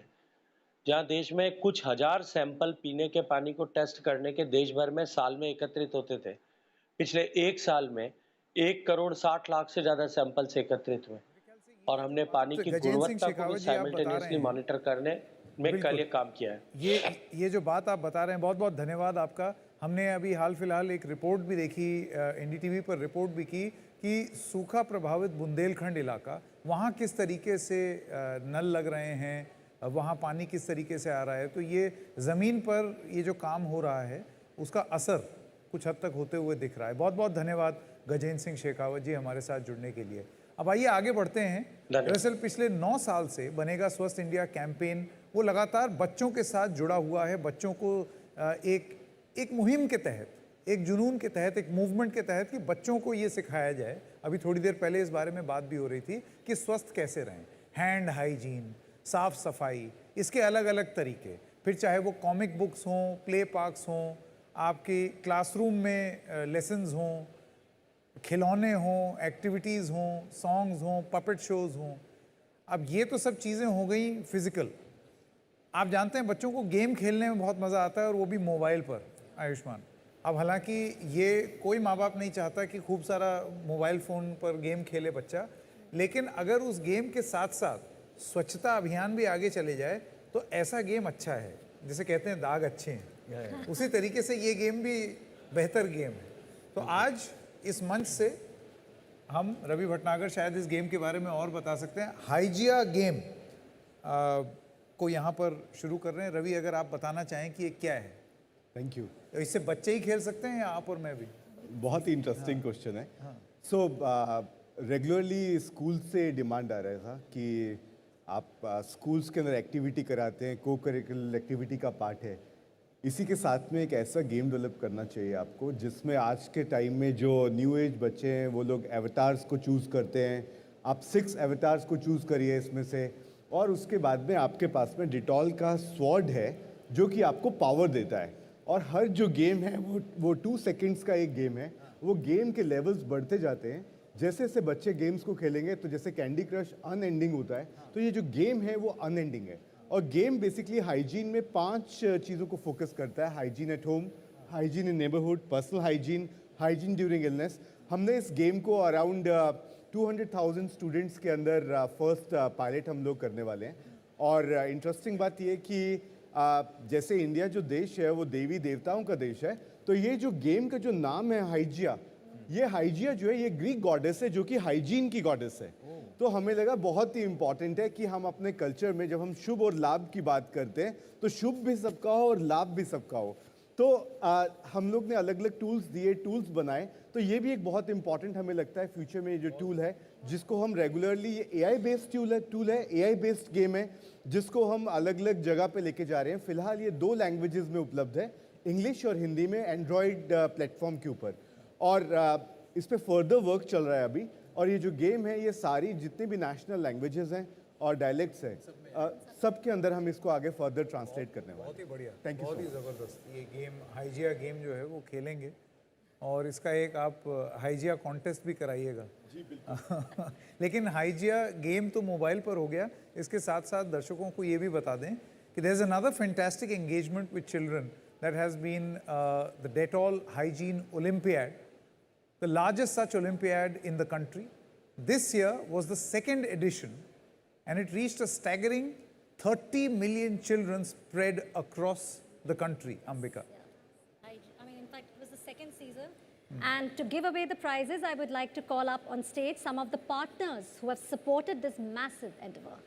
To begin with, could I call upon Mohammed Arif, Executive Director, Plan India, Sahil Tarwal, Director, Jagran Pahel, Sai Damodran, founder and CEO of Gramalai, also Padma Shri awardee. Rashid Ansari, State Manager, Jagran Pahel. Sanjeev Dham, Deputy CEO of Mamta HIMC. And Syed Ali, State Manager, Plan India. Would also like to start calling the children who have received the award. We start with the top 3 winners in level 1. Could we please have Avreet Kaur, who studies at the Akal Academy School, Baru Sahib, Silmaur District, Himachal Pradesh. Roshan Panika. Asif, could you please give the award to Avreet?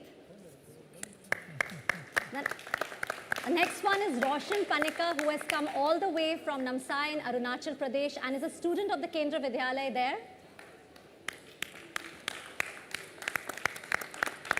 Well done. So for this set, Mr. Asif, please give the awards.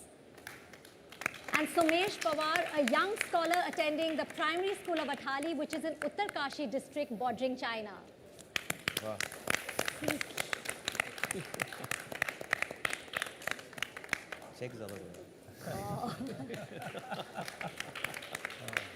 For the level 2 winners, I would like to call Sahil Tarwal to please give away the awards. Pari Sonkar, a dedicated student at the Gorakhnath Kanya Primary School in Gorakhpur, Uttar Pradesh. She's a member of the school's child cabinet and advocates for the good hygiene habits. Then we have Naveen, who comes from Pugal, Bikaner, a town near the Pakistan border. Well done, Naveen. Well done.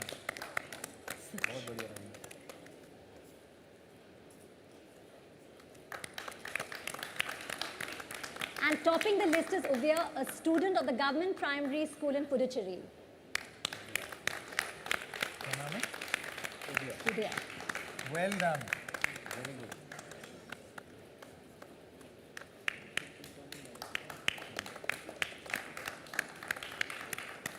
On to our top 3 in level 3. Ayushmann requests you to please give the awards.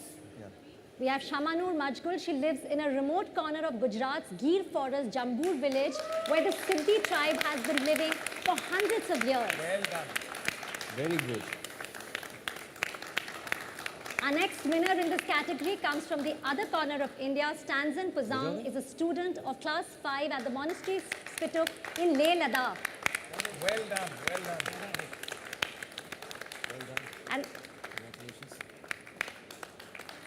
And rounding off level 3 is Sakshi from Ladpur, a village that is 25 kilometers from Kota, Rajasthan. Hers is also a story of rising above the odds to finish level 3 in the first place.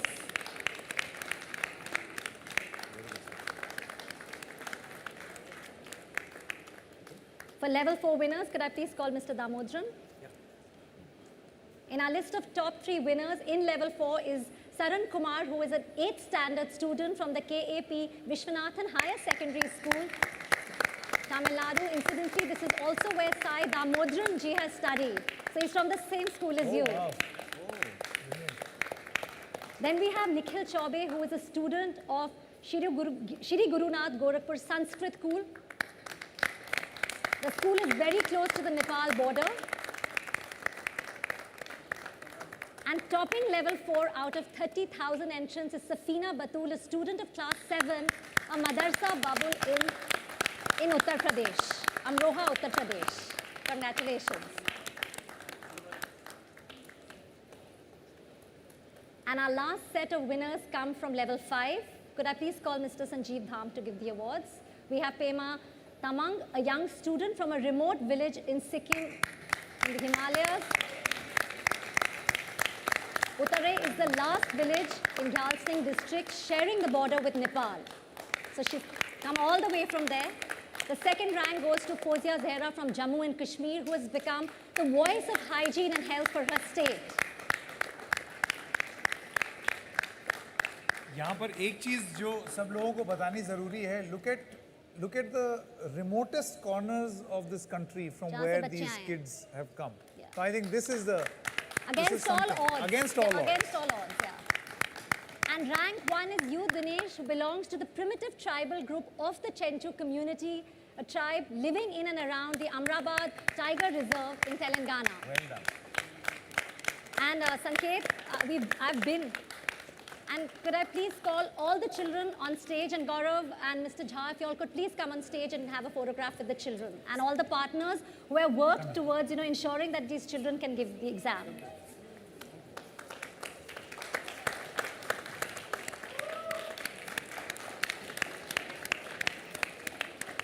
Some kids can come here also. बच्चों इधर आ जाओ. Come this आइए side. गौरव.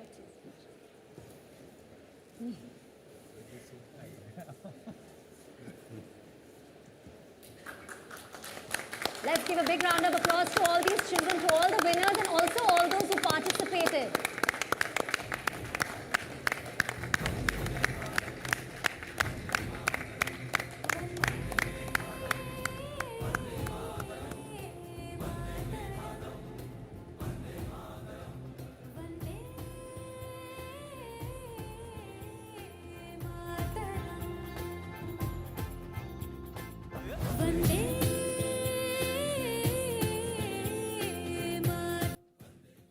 स्वस्थ बनेगा India. आप सोचिएगा महात्मा गांधी के बारे में, उन्होंने उस जमाने के अंदर स्वच्छता की बात करी। आप सोच सकते हो कि स्वच्छता का क्या महत्व है ज़िंदगी के अंदर, इंसान की ज़िंदगी में क्या है, देश का और दुनिया का क्या माहौल बदल सकता है, स्वच्छता कितना जरूरी है, इससे बड़ा अभियान क्या हो सकता है। तो NDTV ने काम अभियान शुरू किया, मैं उसको बधाई देता हूँ। Joining us now in the studio is Lakshmi Narayan Tripathi, transgender rights activist. Thank you, Lakshmi ji, for joining us today. You've been part of this campaign, but also you've been working for the rights and the upliftment of the LGBTQ community, especially the transgender community. And not for a short while, over last 2 decades you've been working towards it. Have you seen the needle move in terms of change? Actually, after the Supreme Court verdict and the new Transgender Act which Parliament passed under the leadership of our Prime Minister, and lots of changes has come. In the health sector, when you see health-seeking behavior has come, doctors are not being that much of stigma and discrimination. Now RML Hospital in Delhi has a complete new ward for transgenders, and everything is been opening now, but there is, I believe that lot has to be done. Stigma is coming down, things have been changing, and change is there. Seeking for a quality health services has become one of the issues in the transgender community, whether it is a trans man, trans woman, whether you call the hijras or the kinnars, all the communities, I feel that now are very health conscious. And after COVID, it has become more evident in the lives of the transgender people that they have become sensitive towards their own seeking of health, that how it would be and how safety should be maintained. So things have changed. Hi Lakshmi ji. Namaskar. Namaskar. In fact, we traveled together once. Yes. We were in the same flight. आपसे बातचीत हुई थी मेरी उस समय. Yes. And मैंने एक film भी की है चंडीगढ़ के आशिकी. Of course, I saw it and I really liked the whole topic and the Thank you so much. sensitivity, the way you handled it. Thank you so much Lakshmi ji. In fact, मैं एक धनंजय चौहान एक transgender activist हैं चंडीगढ़ में. उनको भी मैंने एक food truck उनको प्रोवाइड किया था. वो एंटरप्रेन्योर, उनकी एक तरह की एक रिप्रेजेंटेशन होती है सोसाइटी में. तो मैं आपसे मैं ये जानना चाहता हूँ कि क्लाइमेट चेंज की हम बात करते हैं, अलग अलग इश्यूज़ की बात करते हैं, और क्या इश्यूज़ हैं जो मार्जिनलाइज कम्युनिटीज़ को एड्रेस करनी चाहिए. अब देखिए, जैसे भारतवर्ष में एक ही अभी हॉस्पिटल हुआ है. आई बिलीव कि डॉक्टर्स को सेंसिटाइज करना बहुत ज़रूरी है और सही डॉक्टर्स को ट्रेन करना ज़रूरी है. अभी हम नवंबर में WPATH करके एक इंटरनेशनल ऑर्गेनाइजेशन है, एम्स के डॉक्टर्स को ट्रेन करें कि राइट सर्जरी कैसे हो, क्योंकि बहुत सारी सर्जरियाँ गलत हो गई हैं और ये लोगों को लगता है कॉस्मेटिक सर्जरी है, पर ट्रांसजेंडर्स के लिए ये ज़िंदगी और मौत का सवाल होता है. अगर गलत सर्जरी हो जाती तो लोग सुसाइड कर लेते हैं, लोग अपनी ज़िंदगी को ख़त्म कर देते हैं, ट्रॉमा में हो जाते हैं. तो हम किसी के टेबल पे गिनी पिग्स नहीं हैं. तो डॉक्टर्स को भी सेंसिटाइज होना चाहिए, डॉक्टर्स को ट्रेन होना चाहिए according to the international standards. और आई बिलीव मेडिकल ICMR भी अपने एजुकेशन सिस्टम में ट्रांसजेंडर्स का चैप्टर लाए, क्योंकि अभी कॉस्मेटोलॉजी और वगैरह में तो लोग पैसे बना रहे हैं, फेमिनाइजेशन, मैस्कुलिनिटी को लेके, ट्रांस मैन, ट्रांस वुमेन, सब लोग इतना पैसा खर्च करते हैं कि वो अपनी ज़िंदगी को बेहतर करें, पर उसके बदले वो कभी कभी निराश होते हैं। तो आई बिलीव कि अभी भी बहुत सारी चीज़ हेल्थ सेक्टर में करना बाकी है। गवर्नमेंट हॉस्पिटल्स को सेंसिटाइज होना बाकी है।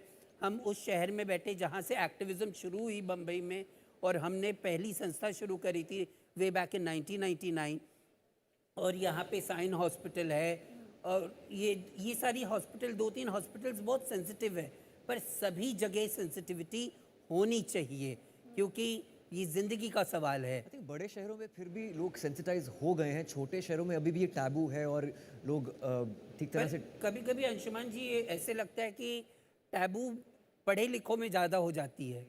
जो हमारे गांव में हैं लोग, वो एक्सेप्ट करने में बहुत आसानी दिखाते हैं, और मैंने देखा है कि जो एजुकेटेड, जितना भी एजुकेटेड जो आता है, वहाँ स्टिग्मा डिस्क्रिमिनेशन के लेयर्स और बढ़ जाते हैं, और जो सिंपल गांव से आते हैं तो वो भी कहते हैं आप मेरी बहनी हो, दीदी हो, और वहीं पे बात ख़त्म हो जाती है, उससे ज़्यादा कोई बात ही नहीं करता। So acceptance in villages are more easier than the urban settings. कि आपकी रिप्रेजेंटेशन सिर्फ फिल्मों में ही नहीं, बल्कि आने वाली फिल्मों में भी एक ट्रांस एक्टर होना चाहिए जो अपने आप को अभिव्यक्त कर सके सिनेमा के ज़रिए, बल्कि पॉलिटिक्स, एजुकेशन, मेडिकल फील्ड, हर एक फील्ड में रिप्रेजेंटेशन होनी चाहिए। ट्रांस अंशुमान जी की हर एक फील्ड में होना चाहिए। और आप बहुत सारे डॉक्टर्स अभी हमारे समाज से एजुकेट होके आ रहे हैं, एम्स में हैं, कुछ लोग आउट नहीं हैं स्टिग्मा डिस्क्रिमिनेशन की वजह से। अपोलो में लोग काम कर रहे हैं, डॉक्टर्स साउथ में, तेलंगाना में हैं डॉक्टर्स जो हमारे कम्युनिटी से हैं। नहीं Lakshmi ji, thank you so much, आप आए, आपने हमारे साथ शेयर किया, और चेंज शुरू हो गया, but a lot more has to happen. We'll take a short break, coming back a lot more, stay tuned.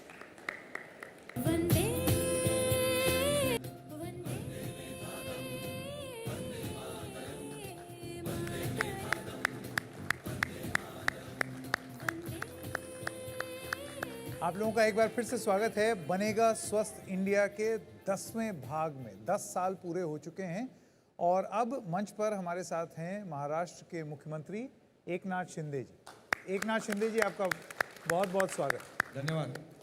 मेरा पहला सवाल ये है शिंदे साहब, पिछले साल जब हमने ये कार्यक्रम किया था, 9वां साल था, आप इस मंच पर आए थे और इस मंच पर आकर के आपने एक वादा किया था, और वो वादा ये था कि मैं महाराष्ट्र का हेल्थ बजट, हेल्थ की तरफ, हमारा स्वास्थ्य की तरफ हमारा थोड़ा रुझान ज़्यादा रहेगा, हम वो बजट बढ़ाएंगे। आज क्या मैं आपसे ये पूछ सकता हूँ कि वो वादा आपने पूरा किया है? मैं जो बोलता हूँ करता हूँ। वाह। और ये पूरे महाराष्ट्र ने देखा है, देश ने भी देखा है। फिर उसमें नफ़ा नुकसान की चिंता नहीं करता हूँ। एक सिद्धांत होता है और हमारे राज्य का फ़ायदा किस में है, राज्य के लोगों का हित किस में है, इसके ऊपर मैं काम कर रहा हूँ। आपने सही कहा, आपको बराबर याद है और मुझे भी बराबर याद है। अच्छा, याद है कि हेल्थ में जो बजट है, मतलब हेल्थ सेवाएं बढ़ाना, बजट बढ़ाना मतलब हेल्थ सेवाएं बढ़ाना। पहले तो मैं आपको ये आपका जो प्रोग्राम है बनेगा स्वस्थ भारत, इसके लिए मैं बहुत बहुत शुभकामनाएं देता हूँ। संजय जी है, आप सभी लोग यहाँ पर उपस्थित है, NDTV और डेटॉल ये मिलकर काम कर रहे हैं। कौन सी कंपनी है? रैकेट। इनको भी धन्यवाद देना चाहिए क्योंकि मेरे ख्याल से 10 साल से ये कार्यक्रम आप उसका आयोजन कर रहे हैं और विषय भी अच्छा है, स्वस्थ भारत। और कल ही स्वच्छ भारत की मुहिम पूरे देश में आदरणीय प्रधानमंत्री जी की जो संकल्पना है, स्वच्छ ही सेवा है, और आरोग्य से ये रिलेटेड होता है। स्वच्छता हो वहाँ आरोग्य आता है, स्वच्छ नहीं हो तो फिर सब कुछ गड़बड़ होती है। इसलिए सफाई तो ज़रूरी है। और कल पूरे देश में सभी जगह पर लोग, आदरणीय प्रधानमंत्री जी खुद रास्ते पे उतरे थे झाड़ू लेकर। हम सब लोग, सभी राज्य के लोग, सभी मुख्यमंत्री, मैं खुद भी था, और हमारे सब लोग लगभग 72,000 जगह पर ये स्वच्छता मुहिम कल महाराष्ट्र में आयोजित की हुई थी। कहने का मतलब ये है कि स्वच्छता जो है वो आरोग्य का मूल मंत्र है, हेल्थ का। तो इसलिए आपने इस कार्यक्रम का आयोजन किया है, पिछले 10 साल से कर रहे हैं, ये बहुत बड़ी बात है। और जो विषय आपका है लोगों के हेल्थ से रिलेटेड है। और मैं पिछले साल भी आया था और ये भी मैं कहूँगा कि जो मैंने कहा था कि ये हेल्थ में ज़्यादा हम काम करेंगे, हमारा राज्य ज़्यादा काम करेगा। ये आपको मैं बताऊंगा कि यहाँ पर हमारी सरकार ने पूरे राज्य में आज हेल्थ सुविधाएं बढ़ाने का काम किया है। आपको ये भी बताऊंगा कि हमारी जो माता बहनें हैं, जो हमारे परिवार के प्रमुख होती है, वो काम में व्यस्त होने की वजह से अपनी जांच करवाना या हेल्थ चिकित्सा करवाना वो भूल भी जाती है और उसको ज़्यादा महत्व देती नहीं। इसलिए हम लोगों ने, हमारी सरकार ने पहले एक प्रोग्राम हाथ में लिया, हमारे महिलाओं का हेल्थ चेकअप। 4,60,00,000 महिलाओं का चेकअप हो गया, हेल्थ चेकअप, जो प्रिवेंटिव की दृष्टि से बहुत बड़ी बात है। और उसमें कई महिलाओं को जो डायग्नोसिस में प्राइमरी स्टेज में कुछ बीमारियां होती है तो इस पर इलाज भी संभव है और वो ठीक भी हो जाती है। उसके बाद हम लोगों ने बच्चे लोगों का भी जो है उनकी जांच करवाने का काम किया, युवाओं का जांच करवाने का काम किया, सब फ्री में, मुफ्त में। और जो सीनियर सिटीज़न हैं उनके लिए कई योजनाएं हमारी सरकार ने बनाई है। और उसके साथ जो हर एक को चिंता होती है कि हमारा जब परिवार में कोई बीमार हो तो उसका इलाज कैसे हो, तो हमारी सरकार ने 1.5 लाख का महात्मा ज्योतिबा फुले योजना जो थी 1.5 लाख की, आयुष्मान भारत की प्रधानमंत्री जी की 5 लाख की है, जो 1.5 लाख की जो योजना थी उसको हमने 5 लाख कर दिया। अभी 5 लाख तक परिवार का कोई भी सदस्य मुफ्त इलाज कर सकता है। और पहले उसमें कैटेगरी थी, कोई पीला ration card, Kesari ration card, अभी सब हमने हटा दिया। अमीर से लेके गरीब तक सब लोग 5 लाख रुपए तक ये इलाज मुफ्त में होगा। दूसरे बात हमने ऐसी की कि किसी को लगता है अस्पताल में जाऊंगा थोड़े तो पैसे भरने पड़ेंगे, केस पेपर निकालना है उसका भी पैसा है, कुछ ट्रीटमेंट का, कुछ ऑपरेशन के थोड़े पैसे भरने पड़ते। तो हमारी सरकार ने गवर्नमेंट के जितने भी अस्पताल है उसमें कैशलेस सेवा देने का निर्णय लिया है। जिसके जेब में 1 रुपया भी नहीं हो वो जाए अस्पताल में अपने इलाज करवाए। ये देश में पहला राज्य है जो ये हमारी सरकार ने किया है। उसके बाद आपको बताऊंगा कि जो जैसे मोहल्ले होते हैं, झुग्गी झोपड़पट्टियाँ होती है, चॉल सिस्टम होती है, जहाँ गरीब तबके के लोग, सर्व सामान्य लोग रहते, मिडिल क्लास लोग रहते, उनको टेंशन होता है क्या करे, बुखार है क्या करे, तो पैसे कहाँ से लाए। तो उनके घर के बाजू में ही बाला साहेब ठाकरे आपला दवाखाना ये हमने शुरू किया। मुंबई में 160 जगह पर और पूरे राज्य में 700 जगह पर ये बाला साहेब ठाकरे आपला दवाखाना शुरू किया है। उसमें MBBS डॉक्टर है, वहाँ पर एक स्टाफ नर्स है, बाकी एक वार्ड बॉय है, ऐसे 4 लोगों का स्टाफ है। जहाँ स्ट्रक्चर नहीं, बिल्डिंग नहीं, वहाँ पर 3 कंटेनर लगते, एयर कंडीशन कंटेनर। वहाँ जाते लोग और इलाज करवाते, गोलियाँ दवा जो है मुफ्त में मिलता है। और 137 प्रकार के जो टेस्ट है वो फ्री होती है। मतलब अभी तक 10 लाख लोगों से ज़्यादा लोगों ने इसका फ़ायदा उठाया है। ये योजना जो है इसमें और कई योजना है हमारी, मैंने आपको बताऊंगा कि आज जो महात्मा ज्योतिबा फुले उनको ये तो कहा, मुख्यमंत्री वैद्यकीय कक्ष जो है, जो तुरंत पैसे हम देते हैं। मतलब किसी का ऑपरेशन है तो पिछले 2.5 साल में, मैं आज किसी के ऊपर टिक्का टिप्पणी नहीं करूँगा, लेकिन 2.5 साल में 2.5 से 3 करोड़ रुपए का बंटवारा हुआ था। मतलब जो तत्काल उनको चेक हम दे सकते हैं 1 लाख 2 लाख 3 लाख का। मेरे कार्यकाल में 1 साल में 124 करोड़ रुपया का बंटवारा किया है उनको इलाज के लिए। 124 करोड़, 124 करोड़। मेरे पास लोग आते हैं, फला फला ऑपरेशन है, उसके लिए पैसे चाहिए। तो आपको बताऊंगा मैं कि मैं ऑफिस में होता हूँ, मंत्रालय में होता हूँ, घर पे होता हूँ या गाड़ी में होता हूँ, कहीं भी कार्यक्रम में होता हूँ, तो जैसे मुख्यमंत्री सहायता निधि का फॉर्म मेरे सामने लेके आते हैं तो मैं तुरंत साइन पेन निकालता हूँ, साइन करता हूँ, क्योंकि मेरे एक साइन से उसकी जान बच सकती है। इसलिए 124 करोड़ रुपया साल में दिया है कम से कम 67,000 मरीज को, मतलब 67,000 मरीज को ये भी दिया है। मतलब तो ये जो है मरीजों के लिए हम लोग कर रहे हैं। दूसरी बात है, यहाँ पर 2 करोड़ लोगों को हेल्थ कार्ड बांटा है और उसमें 5 लाख रुपए तक मैंने जो कहा अभी, और इसमें जो हमारा वैद्यकीय कक्ष है बाबा साहब ठाकरे जी के नाम का, उसमें भी देखो पूरे राज्य में जहाँ भी कितने कैंप लगते हैं, मेडिकल कैंप लगते हैं, वहाँ मुफ्त में दवाई होती है।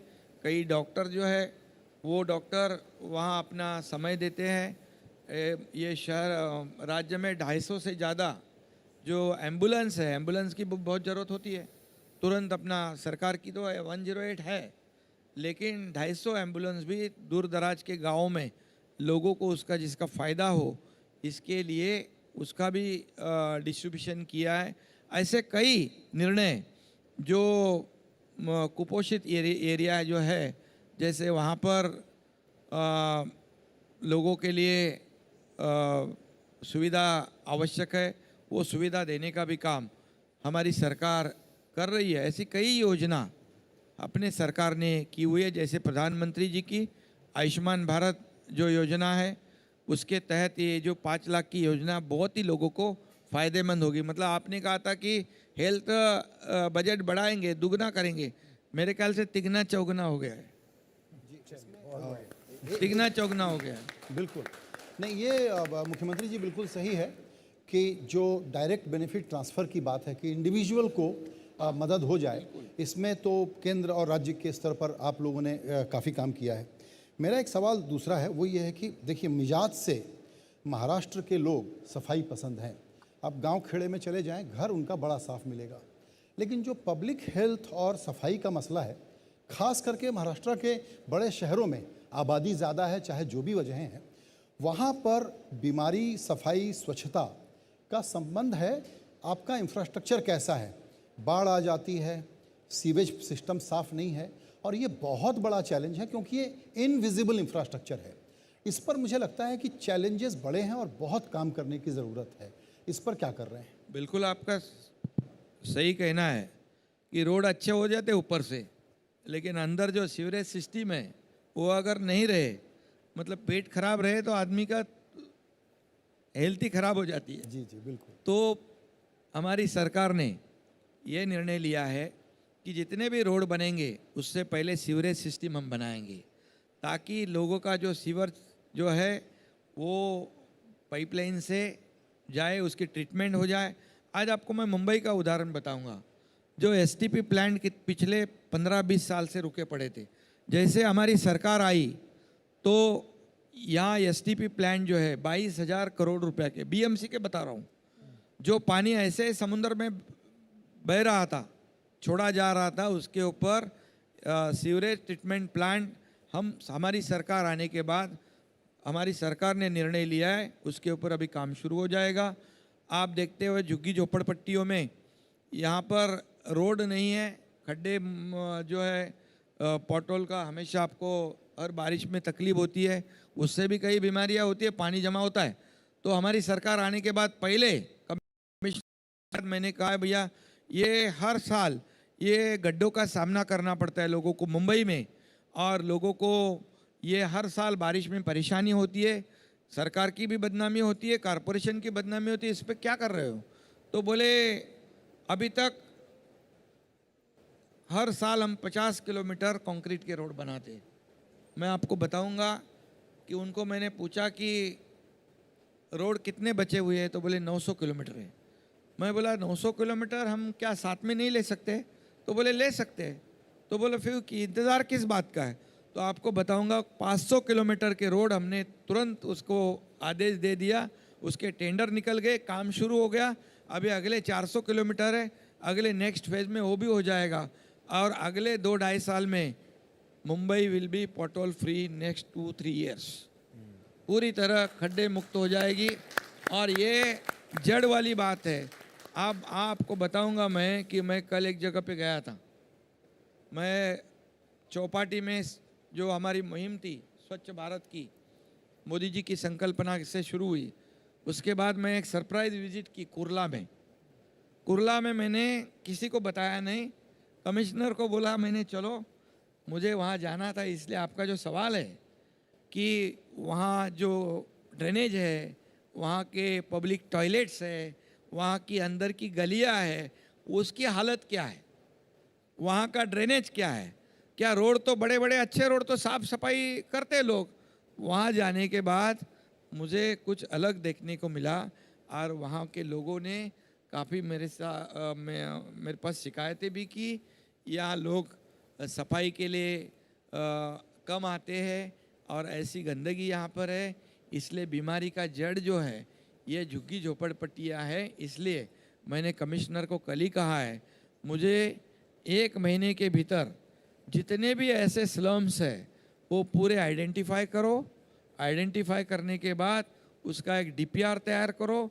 वहाँ किसी भी तरह की गंदगी नहीं होनी चाहिए, वहाँ की ड्रेनेज सिस्टम अच्छी होनी चाहिए। पब्लिक टॉयलेट जो है एक बार सफाई से नहीं काम होता है, मैंने कहा 5 बार सफाई होनी चाहिए। तो ये सब कल ही मैं करके आया हूँ। सर पिछले 10 साल से मुहिम शुरू हुई है यहाँ पर, और मुझे भी इंडस्ट्री में 10 साल हुए, 1 दशक यहाँ पर मैंने काटा है। बनेगा स्वस्थ इंडिया एक बहुत क्रेडिबल प्लेटफॉर्म है जहाँ पर हमने ग्रास रूट लेवल के लोगों से भी बात की है, यहाँ तक कि आदरणीय मुख्यमंत्री हमारे साथ बैठे हैं। तो सर क्लाइमेट चेंज हो रहा है, अगले 10 साल में ऐसी क्या चुनौती है हेल्थ को लेकर या हाइजीन को लेकर जिसका ध्यान गवर्नमेंट को केंद्रित करना चाहिए? देखिए ये सबसे बड़ा अहम मुद्दा है। हम कोविड में उसको सबने देखा है कि हमारी जो हेल्थ सिस्टम कहाँ पर है, कहाँ तक हम लोग है। और ये जो बरसात में साथी के बीमारियाँ होती है, मलेरिया, डेंगू, ये सब जो बीमारी है, इसका मूल कारण है स्वच्छता। और स्वच्छता सब जगह होनी चाहिए।